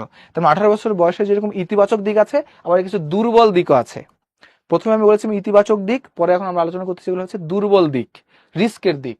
তারপরেও এই যে কবি এখন কি করছেন, কবি বলছেন না আমার এই 18কেই লাগবে, এই 18 ছাড়া দেশের উন্নতি করা সম্ভব নয়। কবি বলছেন তবু 18 শুনেছি জয়ধ্বনি, এ বয়স বাঁচে দুর্যুগে আর ঝড়ে। কবি বলছেন তারপরে আমি 18 জয়ধ্বনি শুনেছি, যতই বিপদ হোক না কেন 18 কখনো কি হয় না, দমে যায় না, একেবারে একে নিঃশেষ করা যায় না। এ বয়স যতই দুর্যোগ হোক, যতই ঝড় হোক, তার মধ্যেও সে টিকে থাকতে জানে। বিপদের মুখে এ বয়স অগ্রণী, এ বয়স তবু নতুন কিছু তো করে। বিপদ যেখানেই হবে সবার আগে কে এগিয়ে যায়, এই 18 বছর বয়সে এগিয়ে যাবে, কারণ সে নতুন কিছু করার চেষ্টা তার মধ্যে আছে, তবু সে নতুন কিছু তো করে। বুঝেছো? এ বয়স যেন ভীরু কাপুরুষ নয়, পথ চলতে এ বয়স যায় না থেমে, এদেশে এ বয়সে তাই নেই কোনো সংশয়, এদেশের বুকে 18 আসুক নেমে। অর্থাৎ কবি শেষে তারুণ্যের আহ্বান জানিয়ে এই কবিতাটা শেষ করলেন। তো এই কবিতা থেকে সিকিউ প্রশ্ন আসলে 3টা কনসেপ্টের আলোকে আসবে। এই 18 বছর বয়সের অনেক সবল দিক, শক্তিশালী দিক বা ইতিবাচক দিক আছে, এটা একটা কনসেপ্ট। এই কবিতার মধ্যে 18 বছর বয়সে কিছু দুর্বলতা দেখানো হয়েছে, এবং সবচেয়ে গুরুত্বপূর্ণ বিষয় হচ্ছে মানে ভালো দিক, শক্তিশালী দিক বা দুর্বল দিক যাই থাক না কেন, দেশের পরিবর্তন, সমাজের পরিবর্তন, রাষ্ট্রের পরিবর্তন, সর্বোপরি বিশ্বের পরিবর্তনের জন্য কবি এই 18 বা তারুণ্যকেই চাইছেন। এই হচ্ছে এই কবিতার মূল বিষয়। এখান থেকে এমসিকিউ ভালো করার জন্য কবিতাটা বারবার পড়তে হবে, কারণ কবিতার লাইন থেকে এমসিকিউ আসে। আর সিকিউ এর জন্য আমি যে 3টা কনসেপ্ট বললাম, এই 3টা কনসেপ্টের বাইরে সিকিউ কোনো প্রশ্ন আসবে না। বলো এই কবিতাটা ক্লিয়ার অর নট? কবিতাটা কি ক্লিয়ার? Yes or no? জানো, অল্প সময়ের মধ্যে শেষ করে দিলাম। সম্পাদনা মানে হচ্ছে বিভিন্ন জায়গা থেকে কপি করে পেস্ট করা।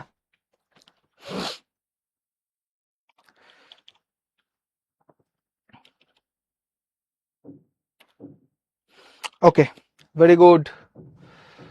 শব্দার্থ এগুলা ওকে, সব সহজ, আমরা পারি এগুলো শব্দার্থ। এটা সৃজনশীল প্রশ্ন পড়ব। মালিহা নীলা সহপাঠী, দুজনেই লেখাপড়ায় বেশ ভালো। স্কুল জীবন পার হতে না হতেই নীলা মিশে যায় কিছু বকাটে ছেলের সঙ্গে। দেখো এই যে এই বয়সে কানে আসে কত মন্ত্রণা, ওইটা। এখানে তার শিক্ষা জীবনের পরিসমাপ্তি ঘটে, সে আর যেতে পারলো না খুব দূরে। তার নাম শুনলে মেয়েরা আঁতকে ওঠে। অপরদিকে মালিহা কলেজ পেরিয়ে মেডিকেল কলেজে পড়ে। বাংলাদেশে অবহেলিত নারীদের অধিকার আদায় সে এখন কাজ করে। আন্দোলন সংগ্রামের নেতৃত্ব দেয়, সংগঠিত করে সহপাঠী মেয়ে বন্ধুদের, এবং তার প্রতিজ্ঞা করে দিয়ে হলেও নারীদের যথাযথ অধিকার প্রতিষ্ঠা সে করবেই। অর্থাৎ এখানে দুটো ক্যারেক্টার দেখতে পাচ্ছি, একটা দুজনে 18 বছর বয়সে বা দুজনে তারুণ্যের শক্তিতে ভরপুর, কিন্তু একজন চলে গেছে খারাপ দিকে, অর্থাৎ 18 বছর বয়সে যে নেগেটিভ দিক সেদিকে চলে গেছে, আর একজন 18 বছর বয়সে যে পজিটিভ দিক বা ইতিবাচক দিক সেদিকে চলে এসেছে। সুকান্ত ভট্টাচার্য মৃত্যু পর্যন্ত কোন পত্রিকার সম্পাদক ছিলেন? ওই যে দৈনিক পাকিস্তান পত্রিকার সম্পাদক ছিলেন। তবু 18 শুনেছি জয়ধ্বনি বলতে কি বোঝানো হচ্ছে? 18 শুনেছি জয়ধ্বনি বলতে ওই যে 18 কবি 18 যে কল্যাণমুখিতা, আমি আমার মতো লিখতেছি, তুমি তোমার মতো এখানে একটা কোনো কিওয়ার্ড দিয়ে লিখতে পারো। 18 যে কল্যাণ ধর্মিতা আছে, এটা আমার মতো, আমার ভাষায় আমি লিখলাম, তোমার ভাষা আলাদা হইতে পারে। 18 কল্যাণ ধর্মিতা সম্পর্কে কবি মানে শুনেছেন, এই জন্য তিনি 18কে আহ্বান করছেন। এ বয়সে কানে আসে কত মন্ত্রণা, এটা কার আলোকে আমরা ব্যাখ্যা করব? এই যে নীলার আলোকে ব্যাখ্যা করবো। উত্তর হয়ে গেছে, আমি যা বলেছি ওইটুকুর আলোকেই ভাই, এখানে অন্য কিছু নাই আর। আত্মত্যাগ ও মানব কল্যাণ 18 বছর বয়স কবিতা একটি চলমান বৈশিষ্ট্য। হ্যাঁ, কার মাধ্যমে এটা, এই ঘর নাম্বার উত্তর করবো কার মাধ্যমে? আমরা মালিহার মাধ্যমে ঘর উত্তর করবো। শেষ হয় 18 নেতিবাচক দিক, নারী ইতিবাচক দিক, অথবা 18 আহ্বান। এই কনসেপ্টের আলোকে সিকিউ প্রশ্ন আসবে, আশা করি ক্লিয়ার। কবিতাগুলো কি মুখস্থ করতে হবে? না, মুখস্থ করার প্রয়োজন নাই, কিন্তু এমন ভাবে পড়িও যে অনেক সময় একটা লাইনের পরবর্তী লাইনও দেওয়া থাকতে পারে, মানে চাইতে পারে যে এই চরণের পরবর্তী চরণটি কোনটি, এ ধরনের প্রশ্ন অনেক আসে, সেগুলো গুরুত্বপূর্ণ। 18 বছর বয়স কবিতাটি কবির কোন কাব্যগ্রন্থ থেকে সংকলিত হয়েছে? বলো, এটা তোমরা পড়েছো, এটা 18 বছর বয়স কবিতায় কোন কাব্যগ্রন্থ থেকে সংকলিত হয়েছে? এটা তোমাদের বইয়ের মধ্যে দেওয়া আছে।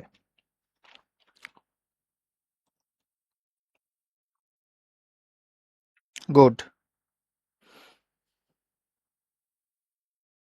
ঠিক আছে। ছাড়পত্র থেকে নেওয়া হয়েছে।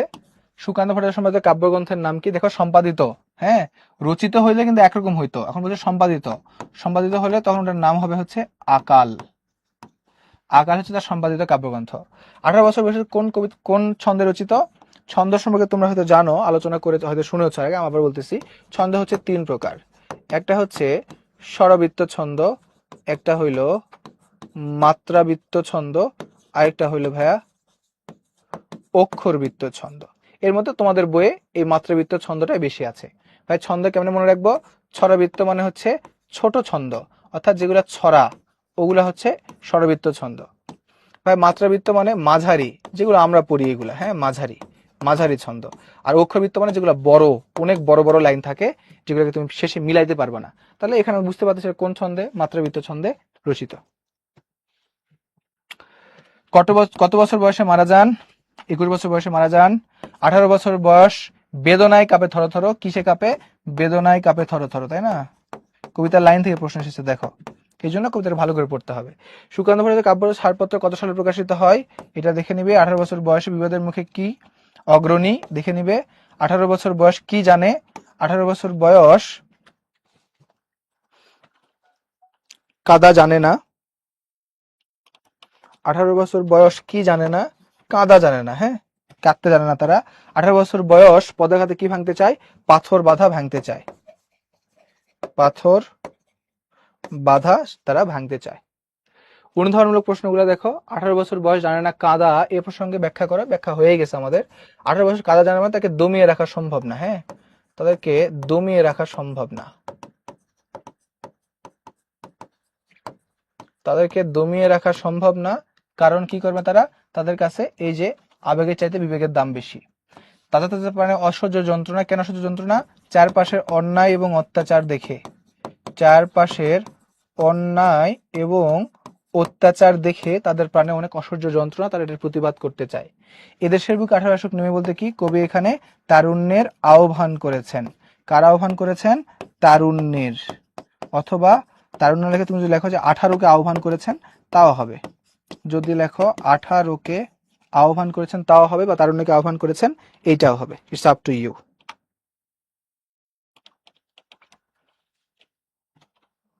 জানে রক্তদানে পূর্ণ, আর জানে না হচ্ছে কাঁদা।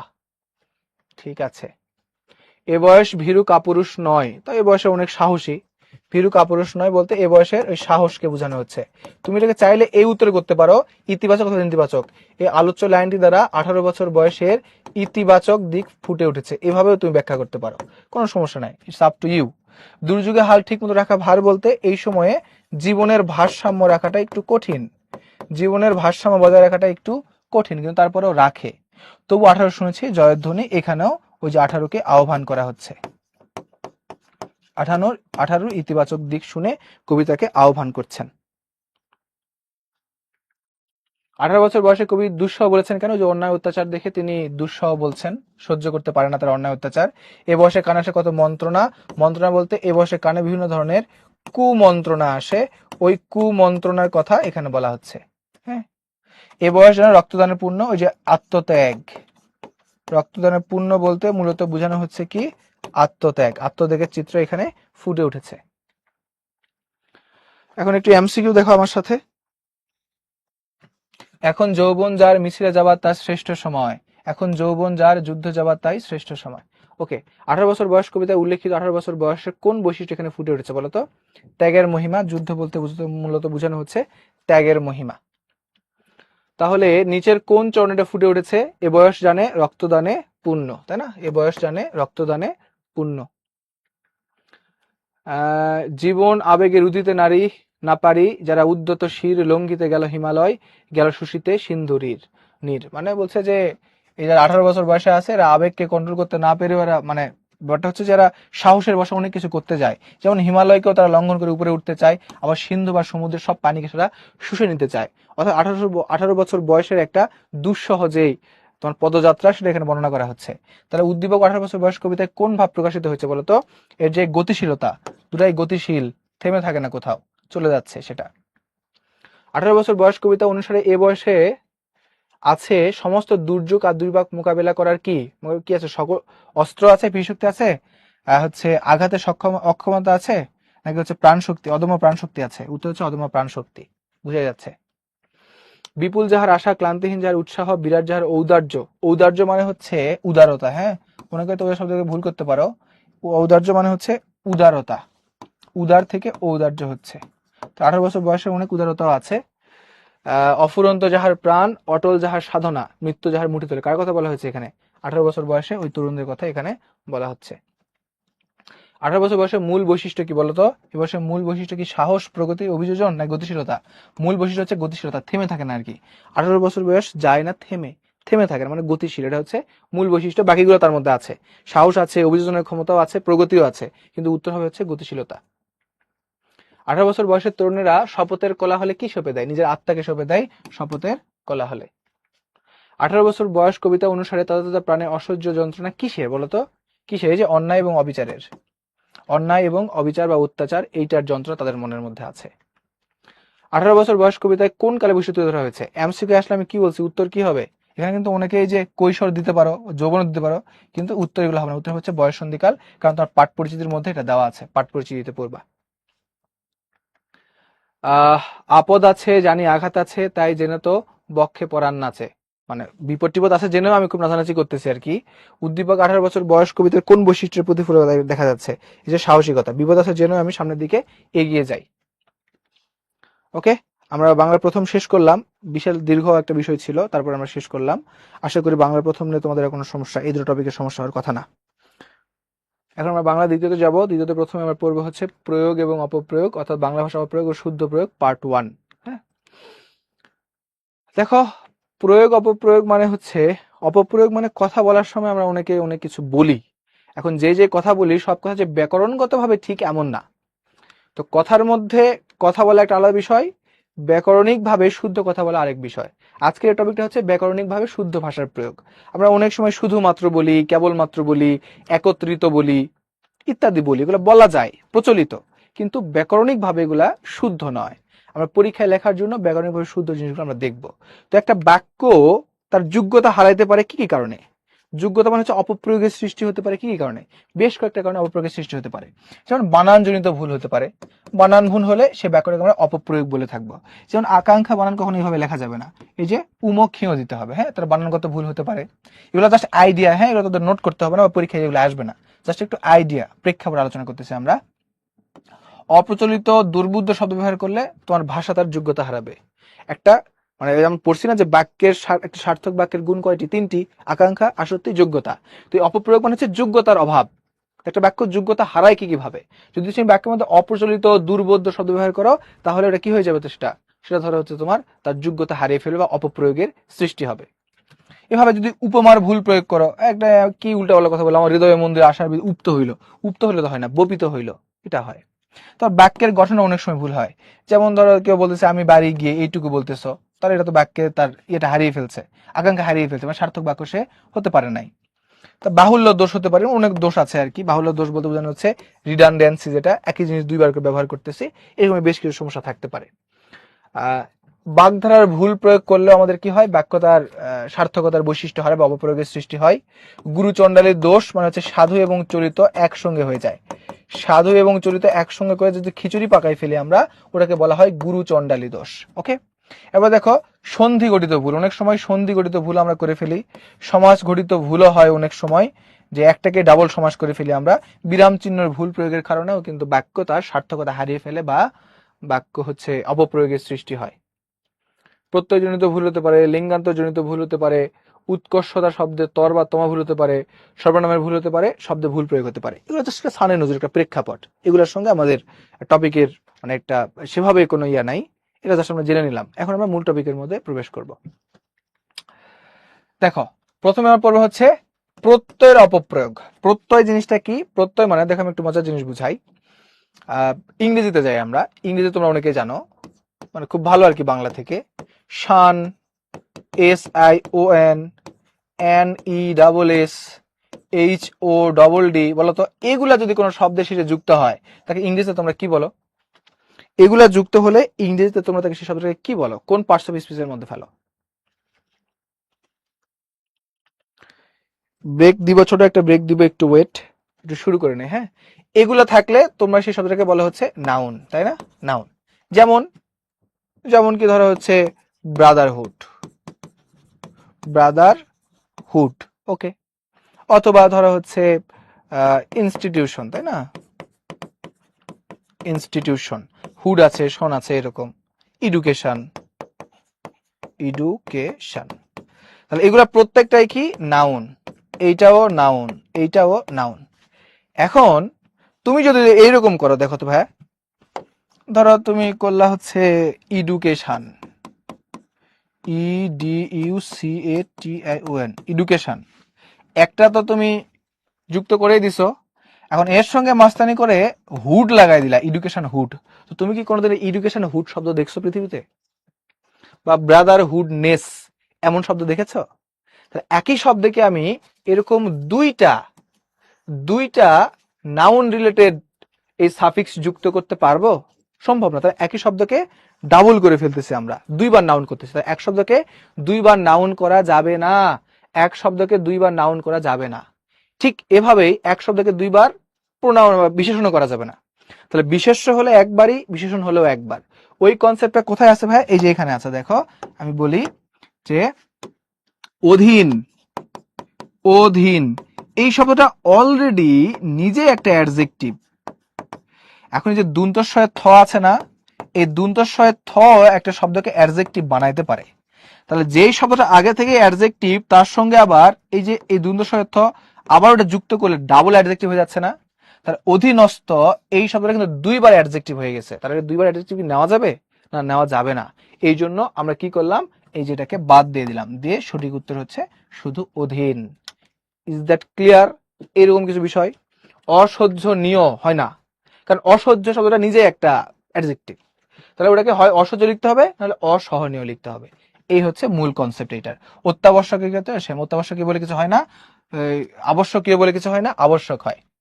তারুণ্যতা, দেখো যদি কোনো শব্দের শেষে তুমি দেখো জ ফালা আছে, কোন শব্দের শেষে তয়ে ব আছে, কোন শব্দের শেষে তয় আকার হয়, তাহলে এগুলা অলরেডি বিশেষ্য, এগুলা অলরেডি বিশেষ্য। যেমন তারুণ্য, মহত্ব, সহায়তা অলরেডি বিশেষ্য। এখন দেখো জ ফালাও বসছে, তয় আকারে বসছে, তাহলে জ ফালাও একটা হচ্ছে বিশেষ, মানে সে বিশেষ্য বানায়, আবার তয় আকারে বিশেষ্য বানায়। তা একই শব্দে এরকম দুইটা দেওয়ার কোনো প্রয়োজন আছে না? এটাকে বলা হচ্ছে বেশি প্রত্যয়, দুইটা প্রত্যয় ব্যবহৃত হয়ে গেছে একসঙ্গে, সেজন্য আমরা তয় আকারটা বাদ দেবো, শুধু হচ্ছে তারুণ্য। অথবা এটাকে তুমি চাইলে তরুণতা বলতে পারো, তরুণতা বলতে পারো, তারুণ্য অথবা তরুণতা বলতে পারো, একটা দিতে হবে, হয় তয় আকার না হলে হচ্ছে জফালা। এইবারে এই কনসেপ্টটা বুঝছো কিনা বলো? এই প্রত্যয়, এই যে এই কনসেপ্ট এটা বুঝালাম, এটা বুঝছো কিনা? Yes or no? তোমরা এটা আগে মেলাবার পড়েছো, অনেকবার পড়েছো, তারপর আমি জাস্ট রিভিশন একটা কল দিয়ে দিলাম আর কি, জাস্ট বুঝাই দিলাম। এরকম আরো আছে, আমরা দেখবো এগুলা। হ্যাঁ, আরো আছে, আরো দেখবো। এরকম মনে হইতে পারে দারিদ্র, ধরো হচ্ছে এই যে দারিদ্রতা, এটা কেন ভুল? জফলা এবং তয়কার একসঙ্গে আছে তাই। তাহলে ঠিক কি হবে? ঠিক তুমি লেখো, শুধু একটা জফলা দাও, হয় লেখো দারিদ্র, না হলে লেখা হচ্ছে দরিদ্রতা, না হলে লেখা হচ্ছে দরিদ্রতা। এভাবেই হচ্ছে আলস্যতা ভুল, হয় লেখো অলসতা, না হলে লেখা হচ্ছে আলস্য। এভাবে যে বৈচিত্রতা ভুল, লেখা হয় বৈচিত্র্য, না হলে লেখা হচ্ছে বিচিত্রতা। ওকে, প্রত্যয়ের অপপ্রয়োগ এটা বুঝছো? ওই সেম কনসেপ্টে এইটা, ওই সেম কনসেপ্টে এইটা যা বললাম ওইটা, এখন শুধু একবার করে দেখলে হবে আমাদের। ঐকতা ভুল, হয় হবে ঐক্য, না হলে একতা। কার্পণ্যতা ভুল, হয় হবে কার্পণ্য, না হলে কৃপণতা। বৈশিষ্ট্যতা ভুল, হয় হবে হচ্ছে বৈশিষ্ট্য, অথবা তুমি দিতে পারো হচ্ছে বিশিষ্টতা, বিশিষ্টতা দিতে পারো। সাদৃশ্যতা ভুল, হয় হবে হচ্ছে সাদৃশ্যতা অথবা সদৃশতা, অথবা সদৃশতা দিলেও হবে, কোনো সমস্যা নাই। চাপল্যতা ভুল, হয় চাপল্য না চাপল্যতা। দারিদ্রতা ভুল, দরিদ্রতা দরিদ্রতা। যা বলেছি ওগুলা সব এখানে আছে, ওই সেম কনসেপ্ট। ঠিক আছে, তোমাদের একটা ছোট ব্রেক দিয়ে দেই। ব্রেকের পরে আমরা আবার হচ্ছে এখান থেকে আলোচনা করে বাকিটা শেষ করে দেব। তাহলে আমরা কয় মিনিটে ব্রেক দিব? তোমাদের কত মিনিটে ব্রেক চাও বলো? দ্রুত হলে দ্রুত শেষ হয়ে যাবে, বুঝছো? 10 মিনিট না, একটু অকওয়ার্ড টাইম দেই, লাকি 7 দেই। হ্যাঁ, মানে নর্মালি এমন ব্রেক কেউ দেয় না, আমরা দিলাম। ঠিক আছে।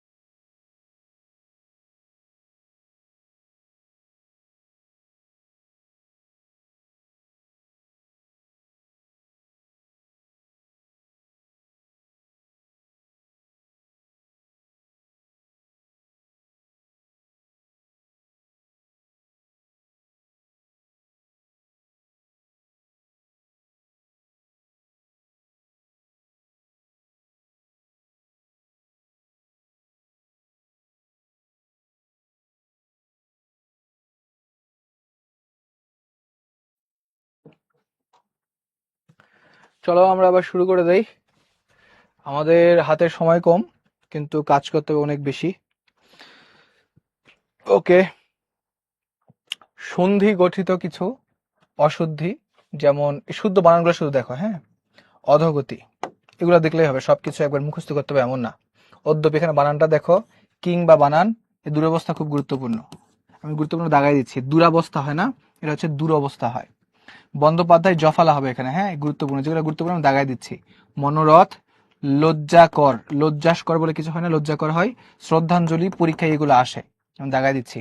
দূরাদৃষ্টি বলে কিছু নাই, দূরদৃষ্টি, নিরস, পরীক্ষায় আসে। ব্যাপার শব্দ আমরা খুব ব্যবহার করি। মরুদ্যান যে পরীক্ষায় ভুল আসে এটা আমরা বুঝতে পারি না, এটা হচ্ছে রয়ের দীর্ঘ, হ্যাঁ, মরুদ্যানে রয়ের দীর্ঘ হয়। সমাসবিরোধী শব্দ দেখো, নিরপরাধী বলে কিছু হয় না, নিরপরাধ। এটা কেমনে তুমি মনে রাখবে, মনে একটা সহজ টেকনিক আমি বলে দেই। তুমি দেখবা শুরুতে যদি একটা কোনো রস্বই বা দীর্ঘই থাকে, রস্বই বা দীর্ঘ টেকনিক, এটা কোনো নিয়ম না। শুরুতে যদি রস্বই বা দীর্ঘই থাকে, শেষে গিয়ে সেই রস্বই বা দীর্ঘই হয় না। যেমন নিরপরাধী হয় না, নিরপরাধ। নির্দোষী হয় না, নির্দোষ। নিরাশ্রয়ী হয় না, নিরাশ্রয়। দিবারাত্রি হয় না, দিবারাত্র। অহরাত্রি হয় না, অহরাত্র। হ্যাঁ, মানে সামনে যদি একটা স্বরধ্বনি থাকে, অহর নিশি হয় না, অহর নিশ হয়। এভাবে হচ্ছে ভাতৃস্নেহী হয় না, ভাতৃস্নেহ। তারপর হচ্ছে অর্ধরাত্রি হয় না, অর্ধরাত্র হয়। ভ্রাতাবৃন্দ হয় না, ভাতৃবৃন্দ হয়। এগুলো একটু জাস্ট মুখস্থর মতো করতে হবে, এখানে নিয়মের খুব বেশি, মানে একটা করে বিষয় অনেক বড় বড় নিয়ম আছে। সব জিনিস তো নিয়ম দেখে করা পসিবল না, আমরা কিছু কিছু মনে রাখবো, যেগুলো নিয়মের দরকার ওগুলো নিয়ম বলে দিব। সমার্থ শব্দের বাহুল্যজনিত, অদ্যাপিও, এটা ভুল জিনিস। আয়ত্তাধীন পরীক্ষায় খুব বেশি আসে, আয়ত্তাধীন হয় না, হয় আয়ত্ত অথবা অধীন। শুধুমাত্র অনেক বেশি আসে, হয় শুধু অথবা মাত্র। এই কথাটা আমরা প্রচুর ভুল ব্যবহার করি, সব জায়গাতে আমরা শুধুমাত্র শুধুমাত্র বলেই থাকি, কিন্তু ভুল। দেখো, স্বাগতম, এই কথাটাও ভুল, উত্তর কি হবে, স্বাগত হবে। ওকে, কেবলমাত্র পরীক্ষায় খুব আসে। সমূল সহ, এটা ভুল। কি হবে সমূল সহ ভুল, এটা একটু বুঝাই দেই। সমূল সহ, এই স মানে হচ্ছে সাথে, মূল মানে হইতেছে মূল, এই সহ মানেও সাথে। তো দেখো তো, সাথে মূল সাথে, এটা কি ঠিক হইলো? একই জিনিস দুইবার দেওয়ার কোনো প্রয়োজন আছে না, যে কোনো একটা দিব, হয় দিব সমূল, অথবা দিব মূল সহ, অথবা দিব হচ্ছে মূল সহ। এইটা হলো ওইটা। ওকে, সুস্বাস্থ্য, এটাও স্বাস্থ্য মানেই ভালো জিনিস, এটাকে সামনে সু লাগাই দেওয়া ঠিক না। তোমাদের মজার একটা কথা বলি, এটা হয়তো তোমরা আগে জানো না, শোনো না আর কি, যে সঠিক বলি না আমরা, সঠিক, সঠিক শব্দটা ভুল। ব্যাকরণিক ভাবে ব্যাকরণিক নিয়ম অনুসারে সঠিক বলে কিছু বলতে হয় না, বলতে হবে হচ্ছে ঠিক। ঠিক মানে এনাফ, এটাকে সঠিক বলার কোনো প্রয়োজন নাই। ঠিক হবে, দেখো, সুস্বাস্থ্য বলতে হয় না, বলতে হয় হচ্ছে স্বাস্থ্যের মধ্যে ঠিক আছে ব্যাকরণিক ভাবে। অশ্রু মানে হচ্ছে চোখের জল, তার এক্সট্রা করে জল দেওয়ার কোনো প্রয়োজন নাই, দিব আমরা হচ্ছে অশ্রু অথবা চোখের জল। যদ্যপিও হয় না, যদ্যপি অথবা যদিও। সময়কাল, সময় মানেও সময়, কাল মানেও, শুধু একসঙ্গে দেওয়ার প্রয়োজন নাই, হয় সময় না হলে কাল। এভাবে যদি আমি বলি চলাকালীন সময়টাও ভুল, আমরা যদি বলি চলাকালীন সময়, ভুল। কারণ যে কালীন, কালীন মানেও তো সময়, কাল থেকে কালীন হয়েছে, তার আবার সময় দেওয়ার কোনো প্রয়োজন নাই। আমরা বলবো হয় চলার সময় অথবা চলাকালীন, যে কোনো একটা বললেই হবে। সৌজন্যতা, ওই যে আগের নিয়ম থেকে আসছে, হ্যাঁ, জফর এবং তয়াকার একসঙ্গে বসতে পারে না, হয় সৌজন্য অথবা সুজনতা। কনিষ্ঠতর ভুল, হয় হচ্ছে শুধু কনিষ্ঠ, পাপিষ্ঠ, এগুলো বললেই হবে, আর কিছু লাগবে না। জ্যেষ্ঠ, বলিষ্ঠ, এগুলোর সঙ্গে এক্সট্রা করে কিছু যুক্ত হয় না। গরিষ্ঠ, এগুলাই একাই 100, এগুলোর সঙ্গে তর বা তম কিছু যুক্ত হয় না। বাহুল্য দোষ, বহুল হয়তো কিছু শব্দ আছে যেগুলো আমরা ভুলভাবে প্রয়োগ করি, ঠিক অর্থ ব্যবহার না জানার কারণে এমন কিছু ঘটে। যেমন দেখো, উল্লেখিত এবং উল্লিখিত, এখানে কোনটা আমরা ঠিক হিসেবে নিব বলো? উল্লেখিত ভুল, উল্লেখিত বলে কিছু হয় না, ঠিক হলো উল্লিখিত, উত যোগ লিখিত সমান হলো উল্লিখিত, এটা একটা সন্ধির মাধ্যমে গঠিত হয়েছে, এই সব জায়গাতে আমরা উল্লিখিত দিব। এভাবে হচ্ছে ওই যে উপরি উক্ত, উপরি উক্ত দিতে পারি, অথবা তুমি চাইলে উপরযুক্ত দিতে পারো, কিন্তু যদি এভাবে লেখো উপরোক্ত, তাহলে এটা হচ্ছে ভুল। উপরি উক্ত অথবা উপরযুক্ত। ফলে বা ফলশ্রুতিতে আমরা কোনটা দিব, এখানে দুটার অর্থ আলাদা। ফল মানে হচ্ছে পরিণাম বা রেজাল্ট, ফল মানে হচ্ছে পরিণাম বা রেজাল্ট, আর ফলশ্রুতিতে মানে হচ্ছে কারণে বা বিকজ।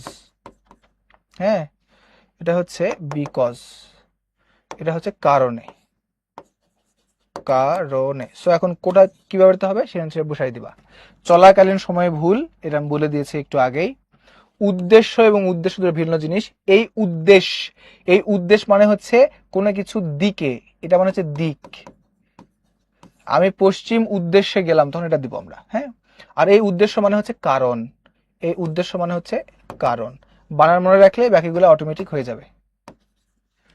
উদ্দেশ্য মানে হচ্ছে দিক, কোন দিকে যাত্রা করতেছো, তোমার জীবনের লক্ষ্যের দিকে যাত্রা করছো, তখন সেখানে উদ্দেশ্য দিবা। আর উদ্দেশ্য এটা হচ্ছে কারণ, কি উদ্দেশ্যে যাচ্ছি। আমি চট্টগ্রাম উদ্দেশ্যে যাচ্ছি, তখন এটা দিব। আর কাপড় কেনার কি জন্য যাচ্ছি, কাপড় কেনার উদ্দেশ্যে, তখন এই উদ্দেশ্য দিব। দিক আর একটা হচ্ছে তোমার কারণ। লক্ষ্য, এই লক্ষ্য দুই ক্ষেত্রে ব্যবহৃত হয়, একটা হচ্ছে টাকা অর্থ, একটা হচ্ছে অর্থ, আর একটা হলো যদি ভার্ব হিসেবে ব্যবহার হয়, ভার্ব। যেমন এদিকে লক্ষ্য করো, তখন আমরা হচ্ছে এই লক্ষ্যটা দিব, অথবা আমার কাছে 10 লক্ষ টাকা আছে, এটা দিব। আর এইটা কখন দিব আমরা, এটা যখন আমরা নাউন হিসেবে ব্যবহার করি, নাউন। তোমার জীবনের লক্ষ্য কি, তখন আমরা এটা দিব। তোমার জীবনের লক্ষ্য কি, তখন আমরা এটা দিব, যে আমার জীবনের লক্ষ্য এইটা করা। এটা ভার্ব এবং হচ্ছে অর্থ হিসেবে ব্যবহৃত হয় এটা, আর এটা হচ্ছে শুধু নাউনের ক্ষেত্রে ব্যবহৃত হয়, হ্যাঁ। এখন আমরা হচ্ছে সরাসরি প্র্যাকটিসে চলে যাব। প্রয়োগ অপপ্রয়োগ পুরো কনসেপ্টটা ডিপেন্ড করছে প্র্যাকটিসের উপরে, হ্যাঁ। নিয়ম কারণ দিয়ে অত কিছু হয় না, আমরা প্র্যাকটিসের দিকে যাব, প্র্যাকটিসের দিকে যাব। আচ্ছা, সাবধান পূর্বক চলবে, সাবধান পূর্বক তো হয় না, সাবধানে চলবে বা সাবধানতা পূর্বক চলবে। আমিনা বুদ্ধিমান মেয়ে, বুদ্ধিমান মেয়ে হয় না, এটা হয় হচ্ছে বুদ্ধিমতী মেয়ে, হ্যাঁ। সব ছাত্ররা উপস্থিত আছেন, সব এটাও একটা বহুবচন, এটাও একটা বহুবচন বাচক লগ্নক। আবার রা, এইটাও বহুবচন বাচক একটা লগ্নক। তো দুইটা জিনিস তো এক জায়গায় হতে পারে না, একটাকে ডাবল করে আমরা প্লুরাল করতে পারবো না, এই জন্য যে কোনো একটা নিতে হবে। অ্যাপ্রোপ্রিয়েট হচ্ছে সব ছাত্র উপস্থিত আছে অথবা ছাত্ররা উপস্থিত আছে। এখানে বেশি অ্যাপ্রোপ্রিয়েট হয় হচ্ছে সব ছাত্র দিও, হ্যাঁ, সব ছাত্র উপস্থিত আছে। পরবর্তীতে আপনি আবার আসবেন, আপনি আবার আসবেন এটাও ঠিক, অথবা চাই আরেকটু ঠিক করতে পারো, পরবর্তীতে শব্দটা ভুল, এটা হলো পরবর্তী সময়ে, পরবর্তী সময়ে, এটা ঠিক রাখো, একটু দেখো আর কি, পরবর্তী শব্দটা ভুল। তাহলে পরবর্তী সময়ে আপনি আসবেন, তখন আবারটা বাদ দিলেও হবে। দুটো উত্তর করা যাবে, একটা হচ্ছে আপনি আবার আসবেন, অথবা পরবর্তী সময় আপনি আসবেন, তাও হবে। সে এ মামলায় মামলায় অথবা মোকদ্দমায় সাক্ষী দিয়েছে, সাক্ষী তো দেওয়া যায় না, কি দেওয়া যায়, সাক্ষ্য দেওয়া যায়। সাক্ষী হলো মানুষ, আর সাক্ষ্য হলো দেওয়ার বিষয়, তাহলে সাক্ষ্য দিয়েছে, এটা হবে। তিনি সপরিবারে, দুই স্বর মধ্যে পার্থক্য আমরা জানি, এই স মানে হচ্ছে সাথে বা সহিত, আর এই দন্ত শয়ে ব শব্দের অর্থ হচ্ছে নিজ বা নিজের। তাহলে আপনি সপরিবারে মানে এটা হচ্ছে নিজ পরিবারে, আপনি নিজ পরিবারে মানে আপনার নিজ পরিবারের অনুষ্ঠানে উপস্থিত, তার মানে তোমাকে দাওয়াত দেয় নাই, বলছে আপনি আপনার পরিবারের অনুষ্ঠান হবে সেখানে উপস্থিত থাকবেন। তাহলে কি হইলো না, বলছে আসলে সে বলছে আপনি যখন আসবেন সাথে আপনার পরিবারকে নিয়ে আসবেন, সেই জন্য উত্তর হিসেবে আমরা শুধু এখানে কি দিব, স। আপনি পরিবারের সাথে অনুষ্ঠানে আসবেন, আপনার নিজ পরিবারের না। মাদকাসক্তি বানানটাই ভুল, এই শক্তি তো ওই শক্তি না, এই যে দন্ত স, মাদকাসক্তি ভালো নয়। অশ্রু জলে বুক ভেসে গেল, অশ্রু এবং জল দুটো তো আলাদা বিষয়। অশ্রু মানে হচ্ছে চোখের জল, শুধু অশ্রু দাও, অথবা তুমি চোখের জল দাও, অথবা চোখের জল, যে কোনো একটা দিতে পারো। সব পাখিরা, যে সব আছে আবার রাও আছে, যে কোনো একটা দাও। সব পাখি নির্বাধে না, হ্যাঁ। আবার যদি দেখো যে পাখিরা নির্বাধে না, তখন কিন্তু বাক্য হইতেছে কিন্তু অর্থটা ঠিক থাকতেছে না, অর্থটা একটু দুর্বল হয়ে যাচ্ছে। পাখিরা নির্বাধে না মানে কি, পাখিরা কই থাকে তাহলে, পাখিরা কি বাইরে থাকে, নিরেই থাকে। কিন্তু সব পাখি নির্বাধে না, কিছু কিছু পাখিরা বাসা বাঁধে, আর কিছু পাখি ধরো অন্য বাসাতে গিয়ে থাকে। আমি কিংবদন্তি কথা বলছি, কিংবদন্তি বানানো সবসময় কি হবে, রস্বই হবে, এটাই হচ্ছে পার্থক্য। এই যে দীর্ঘ ছিল রস্বই হয়ে যাচ্ছে। অন্যভাবে প্রতি ঘরে ঘরে হাহাকার, এই যে প্রতি যখন বলছে তখন ঘরে ঘরে বলার দরকার নাই, আমরা বলতে পারি অন্যাঘরে প্রতি, অন্যভাবে বলতে পারি হয় হচ্ছে প্রতি ঘরে, অথবা ঘরে ঘরে, অথবা ঘরে ঘরে হাহাকার, হ্যাঁ। আমি সাক্ষী দিব না, সাক্ষী দিব না হবে, সাক্ষ্য দিব না হবে। নদীর জল হ্রাস হয়েছে, হ্রাস হওয়ার বিষয় না, হ্রাস হচ্ছে পাওয়ার বিষয়। ছেলেটি দুর্দান্ত মেধাবী। দুর্দান্ত মেধাবী কেমন কথা? অত্যন্ত মেধাবী। দুর্দান্ত একটা নেগেটিভ শব্দ, ওটাকে পজিটিভের মধ্যে নিয়ে আসা যাবে না। কিছু শব্দ আছে নেগেটিভ পজিটিভ, ইংরেজিতেও আছে এরকম। যেমন ধরো হ্যাপেন এবং অকার, দুটো মানে হচ্ছে ঘটা। হ্যাপেন মানেও ঘটা, অকার মানেও ঘটা। কিন্তু হ্যাপেনটা ভালো এবং খারাপ দুটাতে ব্যবহৃত হয়, আর অকার শুধু খারাপ ব্যবহৃত হয়। এইভাবে এখানে দুর্দান্ত কথাটা আসলে সবসময় পজিটিভ বিষয়ের সঙ্গে যায় না। তো পজিটিভ বিষয়ের সঙ্গে যাওয়ার জন্য এক্সট্রা একটা আছে এর মতো সেম অর্থ, সেটা হচ্ছে কি অত্যন্ত। তাহলে ছেলেটি অত্যন্ত মেধাবী। সমাস তো পড়তে হবে, সমাস না পড়লে তো ওখানে ঝামেলায় পড়ে যাবা। সমাসের সঙ্গে তো উপসর্গ আছে, তো উপসর্গটা যদি ভালো করে পড়ো তাও অবশ্য হবে। আমৃত্যু পর্যন্ত, দেখো আমৃত্যু শব্দের অর্থটা কি সেটাকে দেখো। আমৃত্যু, আমৃত্যু শব্দের অর্থই আ মানে হচ্ছে পর্যন্ত, এই শব্দটাকে ভাঙালে পাওয়া যায় হচ্ছে মৃত্যু পর্যন্ত। তা আমৃত্যু মানে হচ্ছে মৃত্যু পর্যন্ত, তা আবার একটা পর্যন্ত দিয়ে বাহুল্য দোষ হয়ে গেছে বাদ, তাহলে আমৃত্যু দেশের সেবা করে যাব অথবা মৃত্যু পর্যন্ত দেশের সেবা করে যাব। এই ঘটনা আমি চাক্ষুষ প্রত্যক্ষ করেছি। চাক্ষুষ বললে আর প্রত্যক্ষ করার প্রয়োজন নাই, কারণ প্রত্যক্ষ মানে হচ্ছে চোখ দিয়ে দেখা। তাহলে আমি বলি এই ঘটনা আমি চাক্ষুষ দেখেছি অথবা এই ঘটনা আমি প্রত্যক্ষ করেছি, যেটা বলো তাও হবে। বাংলাদেশ একটি উন্নতশীল দেশ, দেখো কি ভুলটা এখানে আছে। উন্নত শব্দটা নিজে একটা অ্যাডজেক্টিভ, উন্নত শব্দ নিজে একটা অ্যাডজেক্টিভ, আর এই যে শীল এটাও অ্যাডজেক্টিভ বানায়। তাহলে অ্যাডজেক্টিভের সাথে কি অ্যাডজেক্টিভ বানানোর কোনো কিছু যুক্ত করার প্রয়োজন আছে? না, নাই। তাহলে এটা বাদ দিলাম আমরা। বাদ দিয়ে তুমি বলতে পারো বাংলাদেশ হচ্ছে উন্নয়নশীল দেশ। উন্নয়ন এখন এটা হয়ে গেছে কি নাউন, নাউনের সঙ্গে এখন যখন শীল যুক্ত হয়ে গেছে, এখন পুরাটা কি হয়ে গেছে? পুরাটা হয়ে গেল আমাদের হচ্ছে অ্যাডজেক্টিভ, এখন হয়ে গেছে অ্যাডজেক্টিভ। তুমি যদি বলো বাংলাদেশ একটি উন্নত দেশ, ব্যাকরণিক ভাবে ঠিক হবে, কিন্তু অর্থগত ফ্যাক্ট হিসেবে মিলতেছে না। বাংলাদেশ কি উন্নত হয়েছে না হয় নাই? তো শিক্ষক চাইলে মার্ক দিতে পারেন, তো অনেক শিক্ষক না মার্ক দিলেও তোমার করার কিছু নাই। তো এখানে যদি বলতো কেউ বাংলাদেশ একটি উন্নত দেশ, তাহলে ব্যাকরণিক ভাবে ঠিক, কিন্তু অর্থগত ভাবে একটু কনফ্লিক্ট তৈরি করছে, সেক্ষেত্রে আমাদের বাংলাদেশ একটি উন্নয়নশীল দেশ। উন্নতশীল হয় না, হয় হচ্ছে উন্নয়নশীল। মেয়েটি বিদ্যান, বিদ্যান মানটা খুব ভুল, এবং বিদ্যান তো হবে না। বিদ্যান হয় কার সঙ্গে? ছেলের সঙ্গে হয়। বিদ্যান হয় হচ্ছে পুরুষের সঙ্গে। তাহলে বিদ্যানের আমরা কি দিব? বিদুষী। মেয়েটি বিদুষী কিন্তু ঝগড়াটে। মধুমিতা এমন রূপসী যেন অপসরী, তাহলে মধুমিতা এমন রূপসী বানানটা ভুল গেছে, শুধু দীর্ঘ হয় না, নতুন বাংলা একাডেমির নিয়ম রস্যই হবে রূপসী। হ্যাঁ, বাংলা বানান আয়ত্ত, আয়ত্ত বানানটাই ভুল, বানান ভুল, এগুলো বানান ঠিক করতে হবে, করার কিছু নাই। আয়ত্ত, বাংলা বানান আয়ত্ত করা বেশ কঠিন।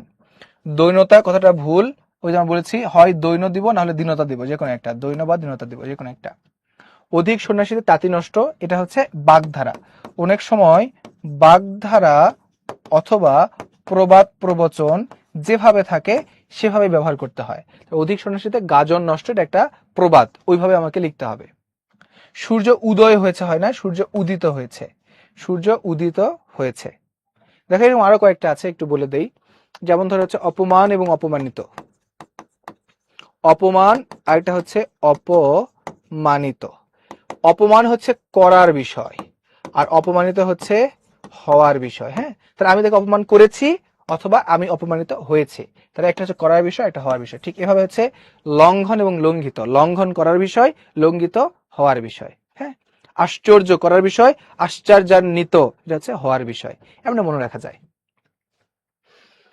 এক পৌষে শীত যায় না, এক মাঘে শীত যায় না। বৃক্ষটি সমূল সহ, সেম জিনিস দুইবার হয়ে গেছে, যে কোনো একটা দিতে হবে।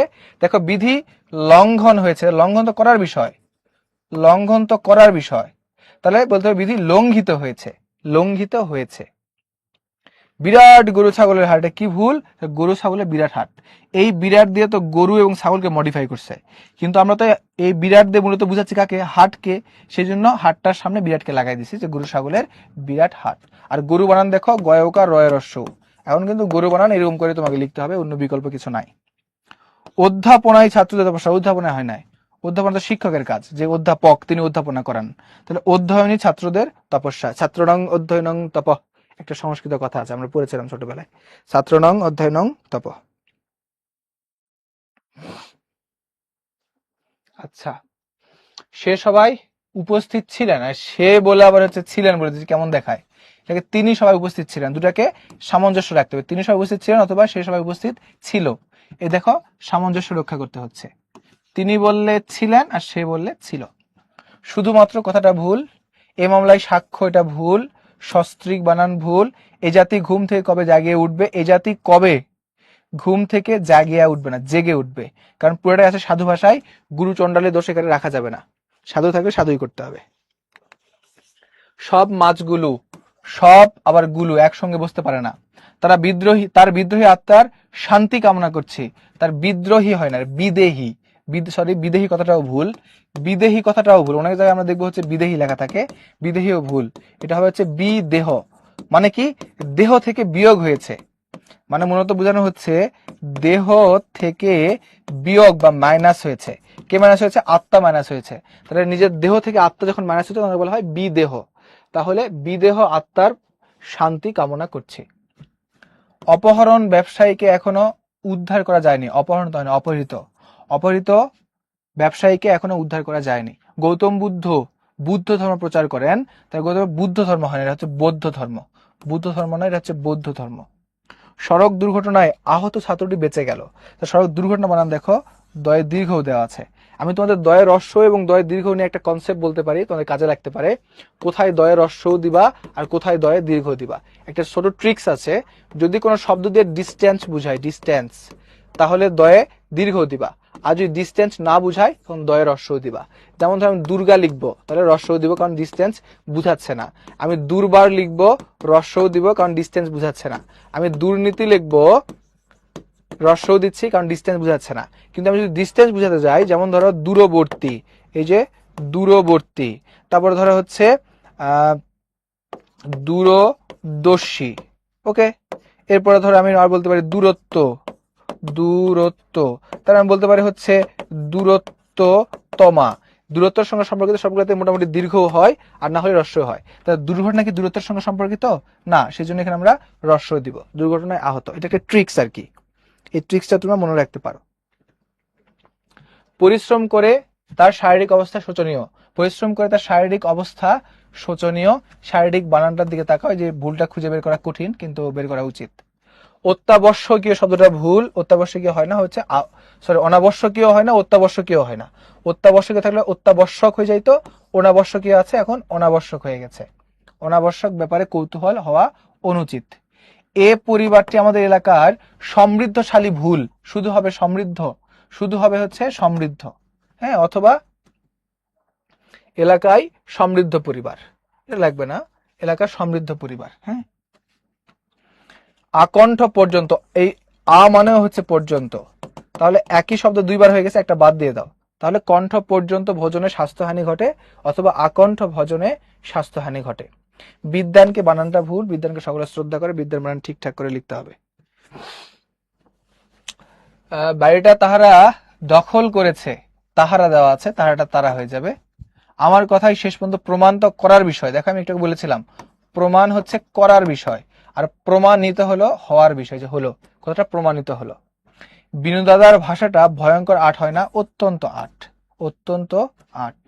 সবিনয়ে বাহুল্যতা শব্দটা ভুল, জফল এবং তাকার একসঙ্গে আছে, তাহলে সব বিষয়ে বাহুল্য বর্জন করতে হবে, অথবা সব বিষয়ে তুমি যদি এখানে লেখো বহুলতা তাও হবে, যদি লেখো বহুলতা তাহলেও হবে। বহুলতা এটা লিখলেও হবে।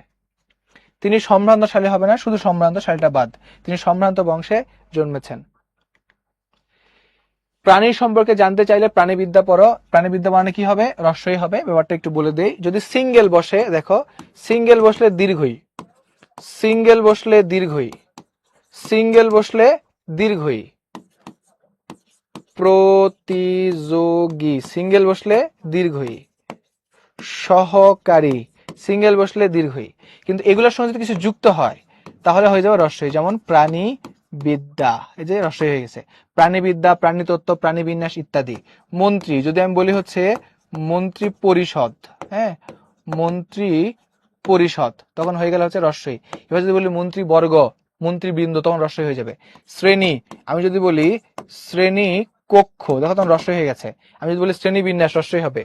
প্রতিযোগী, এর সঙ্গে আমি যদি তা লাগাই দেই তাহলে প্রতিযোগিতা, তখন রস্বই হয়ে যাবে।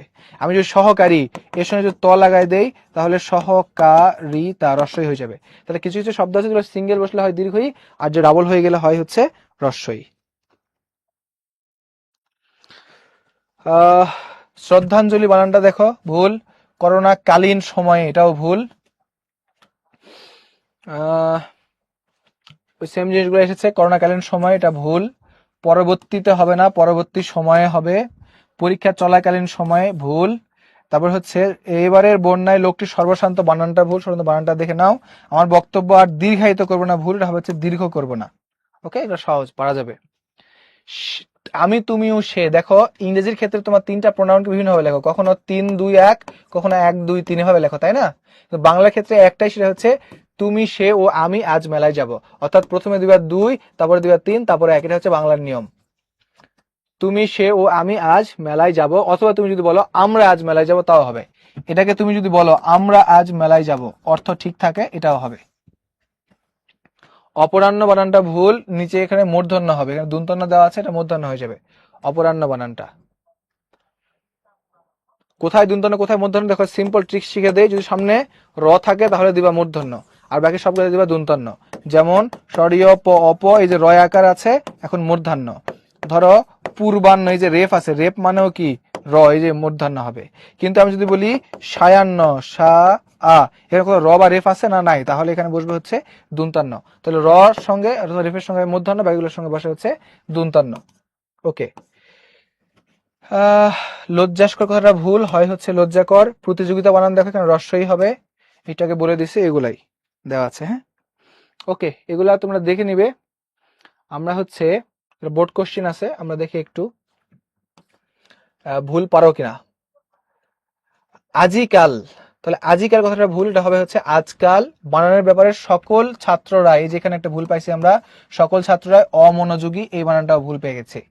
বানান শুদ্ধতম, শুদ্ধতম বলে কোনো কথা নাই। বানান শুদ্ধ করে লেখার ব্যাপারে দেখো তো এখানে কি বলছে, লেখার ব্যাপারে তারাত, সচেষ্ট তারা, এখানে তারাই হবে আর কি, ভুল গেছে, এটা ভুল।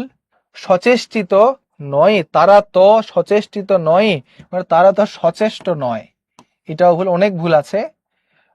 বরং অবস্থা দৃষ্টিতে, এটাও ভুল। অবস্থা দেখে তাহারা, আবার তাহারা বলছে এখানে, এটা হয়ে যাবে হচ্ছে তারা। যেন ভুল করিবার ভুল, এটা হচ্ছে ভুল করার হবে। প্রতিযোগিতা বানান ভুল, অনেক ভুল, অনেক ভুল। এখান থেকে তুমি যে কোনো 5টা ঠিক করলে হবে, এটাতে প্রচুর পরিমাণে ভুল আছে। 5টা ঠিক করলে হয়তো তোমার জন্য পরীক্ষায় 5 মার্ক তুমি পেয়ে যাবে। হ্যাঁ, আমরা হচ্ছে এখন একটু নির্মিত অংশে যাব। এটা তোমরা একটু দেখে নিও, এগুলো হোমওয়ার্কের মধ্যে রেখে দিলাম, এটা করবা। হ্যাঁ, অ্যাটলিস্ট 2টা প্র্যাকটিস করবা, 2টা প্র্যাকটিস তোমাদের জন্য। এটা হোমওয়ার্ক 1 আর এটা হচ্ছে 2, এই দুটো একটু প্র্যাকটিস করবা তোমরা। দিনলিপির জাস্ট হচ্ছে কেমনে লিখতে হয় আমরা এটা দেখবো, তেমন কিছু না, এগুলো কিছু লাগবে না। একটা দিনলিপি আমরা দেখবো। দেখো একটা দিনলিপি এখানে দেওয়া আছে, একটি গ্রাম্য মেলা দেখার অনুভূতি ব্যক্ত করে একটি দিনলিপি দেখো। দিনলিপি মানে ডায়েরি। আমার একটা শিরোনাম থাকবে, দিনলিপিতে আমাদের একটা শিরোনাম থাকবে।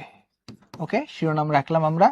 এরপরে আমাদের সময়ের উল্লেখ থাকবে, সময় এবং বার। এবং এই যে এটা খেয়াল রাখো, মূলত আমরা ডায়েরিগুলোকে লিখি, রাতে লিখি। তোমার চেষ্টা করবে রাতের সময় দেওয়ার এখানে। হ্যাঁ, রাতের সময়টা দিলে হয়ে যাবে। বাকি এখন যা আছে এখন তুমি তোমার মতো করে লিখবা। মনে রাখো যে দিনলিপির মধ্যে দিনের সবকিছু জিনিস আসলে বর্ণনা করার প্রয়োজন নাই।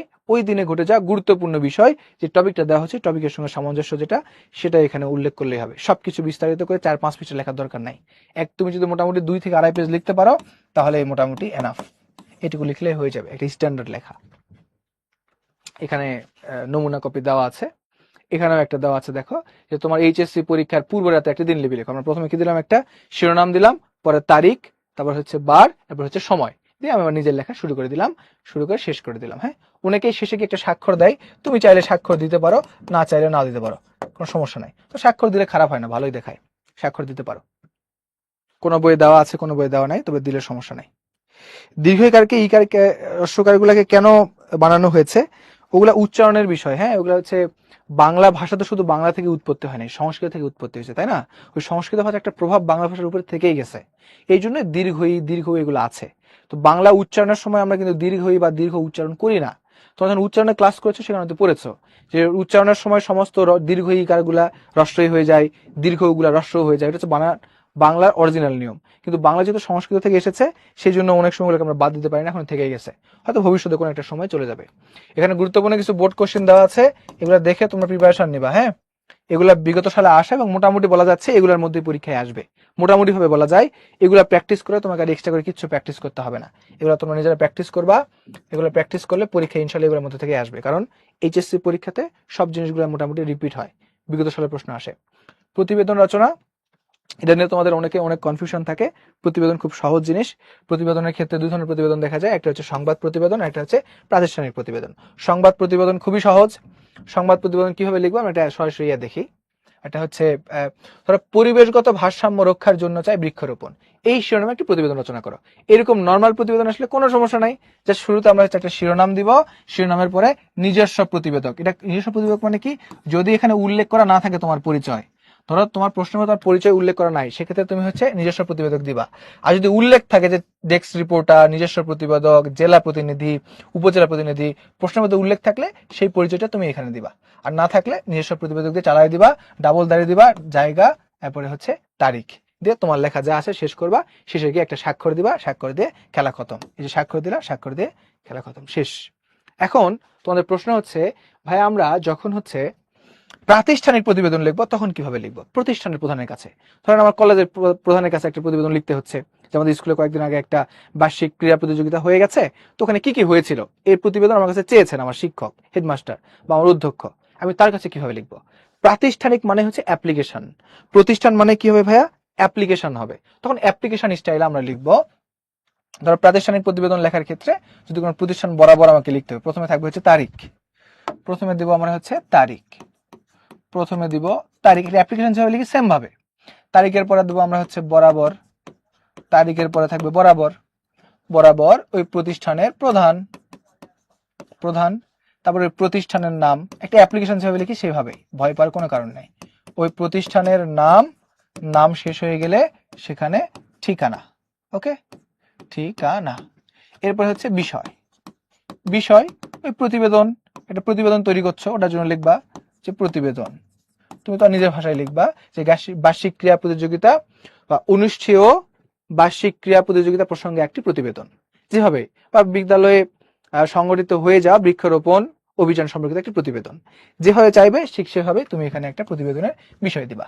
প্রতিবেদনের বিষয় দেওয়ার পরে তোমার কাজ হবে কি, এখানে জনাব অর্থাৎ শিক্ষককে অ্যাড্রেস করবা, যে আপনার আদেশ ক্রমে, মানে তুমি তার পরিচয় দিলা, জনাব আমি, আমার নাম হচ্ছে আরাফা, তা আমি আপনার আদেশ ক্রমে আমাদের বিদ্যালয়ের এই বিষয়টি নিয়ে প্রতিবেদন রচনা করেছি, প্রতিবেদনটি নিচে সংযুক্ত করলাম, আশা করি আপনার ভালো লাগবে। আর তুমি তো নিজের ভাষা বা বইয়ের ভাষায় দিতে পারো, কোনো সমস্যা নাই। দেওয়ার পরে তুমি এখানে হচ্ছে লিখলা নিবেদক, নিবেদক লিখে তোমার নাম, ধরো তোমার নাম হচ্ছে ক। এরপরে কি করতে হবে, এরপরে ওই মূল শিরোনাম এখান থেকে শুরু, মানে হচ্ছে প্রতিবেদন, এখানে দিলাম শিরোনাম, শিরোনাম দেওয়ার পরে তুমি তোমার কথাবার্তা এখানে লিখলা, লিখে শেষ। নিচে চাইলে একটা স্বাক্ষর দিও, না চাইলে দেওয়ার দরকার নাই, কারণ আমরা এখানে প্রতিবেদন নাম অলরেডি দিয়ে দিছি। এই হচ্ছে আমাদের প্রাতিষ্ঠানিক প্রতিবেদনের নিয়ম। এর বাইরে কঠিন অনেক প্রতিবেদন আছে, প্রতিবেদন অনেক ধরনের হয়, অনেক ধরনের হয়, অনেক স্ট্রাকচার আছে। তুমি ইউটিউব খুললে হাজার হাজার প্রতিবেদনের নিয়ম পাবা, সবকিছু তোমাকে চিন্তা করতে হবে না। বিভিন্ন বই বিভিন্ন রকমের আছে। যদি সংবাদ প্রতিবেদন হয় এখানে যে স্যাম্পল দেওয়া আছে ওইরকম করে করবা, আর প্রাতিষ্ঠানিক প্রতিবেদন হলে একটা প্রতিষ্ঠানের অ্যাপ্লিকেশন করার মতো করে তুমি লিখে শেষ করে দিবা, খেলা শেষ। বুঝতে পারছো? অনেকেই হচ্ছে এখানে হচ্ছে একটা ইয়াও করে, এরকম হচ্ছে একটা খামের মতো করে, এখানে হচ্ছে খামের মতো করে ধরো হচ্ছে এখানে লেখে যে প্রতিবেদকের নাম, প্রতিবেদনের স্থান, প্রতিবেদনের সময়। তুমি চাইলে এগুলা দিতে পারো, না চাইলে না দিতে পারো, কোনো সমস্যা নেই, মার্ক কাটা যাবে বা বেশি পাবা এরকম না। এক পেজে লেখা লাগবে? নো, তোমার যত পৃষ্ঠা লাগে। আবার বলতেছি শোনো, নির্মিত অংশের কোনো পার্টি এক পৃষ্ঠায় লিখতে হয় না, তোমার যত পৃষ্ঠা লাগবে তুমি লিখবা। ইভেন যদি আবেদনপত্র তুমি লিখো, সে আবেদনপত্র চাইলে তুমি একাধিক পৃষ্ঠা লিখতে পারবা, কোনো জায়গাতেই লেখা নাই যে এক পৃষ্ঠাতেই লিখতে হবে। লেখার ক্ষেত্রে একটু জাস্ট মনে রাখবা, ধরো এটা তোমার পরীক্ষার খাতা, তাহলে তুমি এই জায়গা থেকে স্টার্ট করবা, এই পেজ থেকে স্টার্ট করে লেখো, কয় পৃষ্ঠা লাগবে তুমি লিখবা, কোনো সমস্যা নাই। কিন্তু এই পৃষ্ঠা থেকে কখনো স্টার্ট করিও না, নির্মিতিগুলো সবগুলাই এই পৃষ্ঠা থেকে স্টার্ট করবা। হ্যাঁ হ্যাঁ, প্রতিবেদনের পৃষ্ঠা উল্টানো যাবে, কোনো সমস্যা নাই। নির্মিতি প্রত্যেকটাতে তুমি পৃষ্ঠা উল্টাইতে পারো, শুধু একটু বুদ্ধি খাটায় এই পৃষ্ঠা থেকে লেখা শুরু করবা। তো আমরা হচ্ছে প্রতিবেদনের কিছু গুরুত্বপূর্ণ টপিক এখানে দেওয়া আছে, এই কয়েকটা প্র্যাকটিস করলে প্রতি বছর এগুলো আসে। তোমরা এগুলো প্র্যাকটিস করে নিবা। স্লাইড তো তোমাদের কাছে চলে যাবে অ্যানোটেড ফাইল, এই ফাইলটা বের করে একটা সুন্দর করে ধরো সাজেশনের মতো নোট তৈরি করবা, তাহলে তোমার সাজেশন দিয়ে তোমারই পড়া হয়ে যাবে, অন্য কোথাও আর যেতে হবে না। হ্যাঁ, যেহেতু এফআরসি ফাইনাল রিভিশন দিচ্ছ তোমরা, তোমাদের কাজ এখানে বেশি, আমাদের কাজ কম। আমরা অনেক অল্প সময়ের মধ্যে অনেক জিনিস তোমার সামনে ডেলিভার করলাম, এই কারণে যে তুমি লাস্ট 2 বছর এগুলো পড়ে আসছো। এখন কি করলাম, ওভারভিউ দিলাম পুরোটার উপরে, যেন তোমার মধ্যে জিনিসগুলো আরেকবার করে জাগ্রত হয়। তোমার কাজ হচ্ছে এগুলাকে আবার একবার করে ঝালাই দেওয়া ভালো মতো। দেখো দিন শেষে যে যাই করুক, তোমার পড়া তোমাকেই পড়তে হবে। শিক্ষক, ভাইয়া, প্রতিষ্ঠান তোমাকে একটু সাহায্য করবে, রাস্তা দেখাবে, তোমাকে পড়ার টেবিলে বসতে হবে। আর ওই যে পড়তে বসলে আমাদের পড়তে মন চায় না, এটা এখন খুবই বড় একটা জিনিস। একটা কথা না বললেই নয়, তুমি এখন দেখবা যে আমাদের মানুষের অবস্থা এমন হয়ে গেছে, বিশেষ করে হচ্ছে এই যুগে এই প্রজন্মে যারা আছে আমরা, আমাদের অ্যাটেনশন পাওয়ার কমে গেছে। আমরা হচ্ছে এখন কিন্তু আর বড় বড় জিনিসে আকর্ষণ অনুভব করি না, ছোট, আমাদের আকর্ষণ করার যে ক্ষমতা ছোট হয়ে গেছে। কিভাবে? দেখো তুমি এখন আর ফেসবুকের ফিড স্ক্রল করো না, তুমি আর 4-5 মিনিটের ভিডিও দেখো না, তুমি কি দেখো? রিলস দেখো। কারণ কি, রিলসটা অল্পের মধ্যে শেষ হয়ে যায়। আবার রিলসের মধ্যে যে রিলসটা একটু 2-3 মিনিটের, সেই রিলস দেখতে তোমার বিরক্ত লাগে। একটু ছোট হলে, ছোটোর মধ্যে মজা থাকলে ওই রিলসটা দেখতে তোমার ভালো লাগে। নিজের সাথে মিলায় নাও যে 3-4 মিনিটের রিলস তোমার দেখলে বিরক্ত লাগে, আর যেগুলো একটু 25 সেকেন্ড 30 সেকেন্ড, এই রিলসগুলো তুমি খুব সুন্দর দেখো। এটাতে কি বুঝায়? এটাতে বুঝায় যে আমাদের মস্তিষ্ক এমন হয়ে গেছে যে আমরা একটা বিষয়ের উপর আসলে ওই যে মনোযোগটা স্থির রাখতে পারতেছি না। আমাদের মনোযোগ দিন দিন কমে যাচ্ছে, দিন দিন মনোযোগ কমে যাচ্ছে। তোমাদের বলবো ভাইয়া, তোমরা একটু হচ্ছে স্মার্টফোন থেকে প্রয়োজনের বাইরে একটু দূরে আসো। পড়তে আসলে কারোরই মন চায় না, আমারও পড়তে মন চায় না, আমাদেরও চায় না, কিন্তু কি করার, ইচ্ছার বিরুদ্ধে গিয়ে কাজ করতে পারি। দ্যাটস ওয়াই উই আর আশরাফুল মাখলুকাত, তাই না? সৃষ্টি সেরা জীব কেন? কারণ আমরা সৃষ্টির বিরুদ্ধে কাজ করতে পারি, অন্য কোনো প্রাণী সৃষ্টির বিরুদ্ধে কাজ করতে পারে না। সো পড়তে মন চাচ্ছে না, তারপরে একটু দাঁতে কামড় দিয়ে পড়তে হবে, কারণ একবার লাস্ট পর্যায়ে চলে আসছি।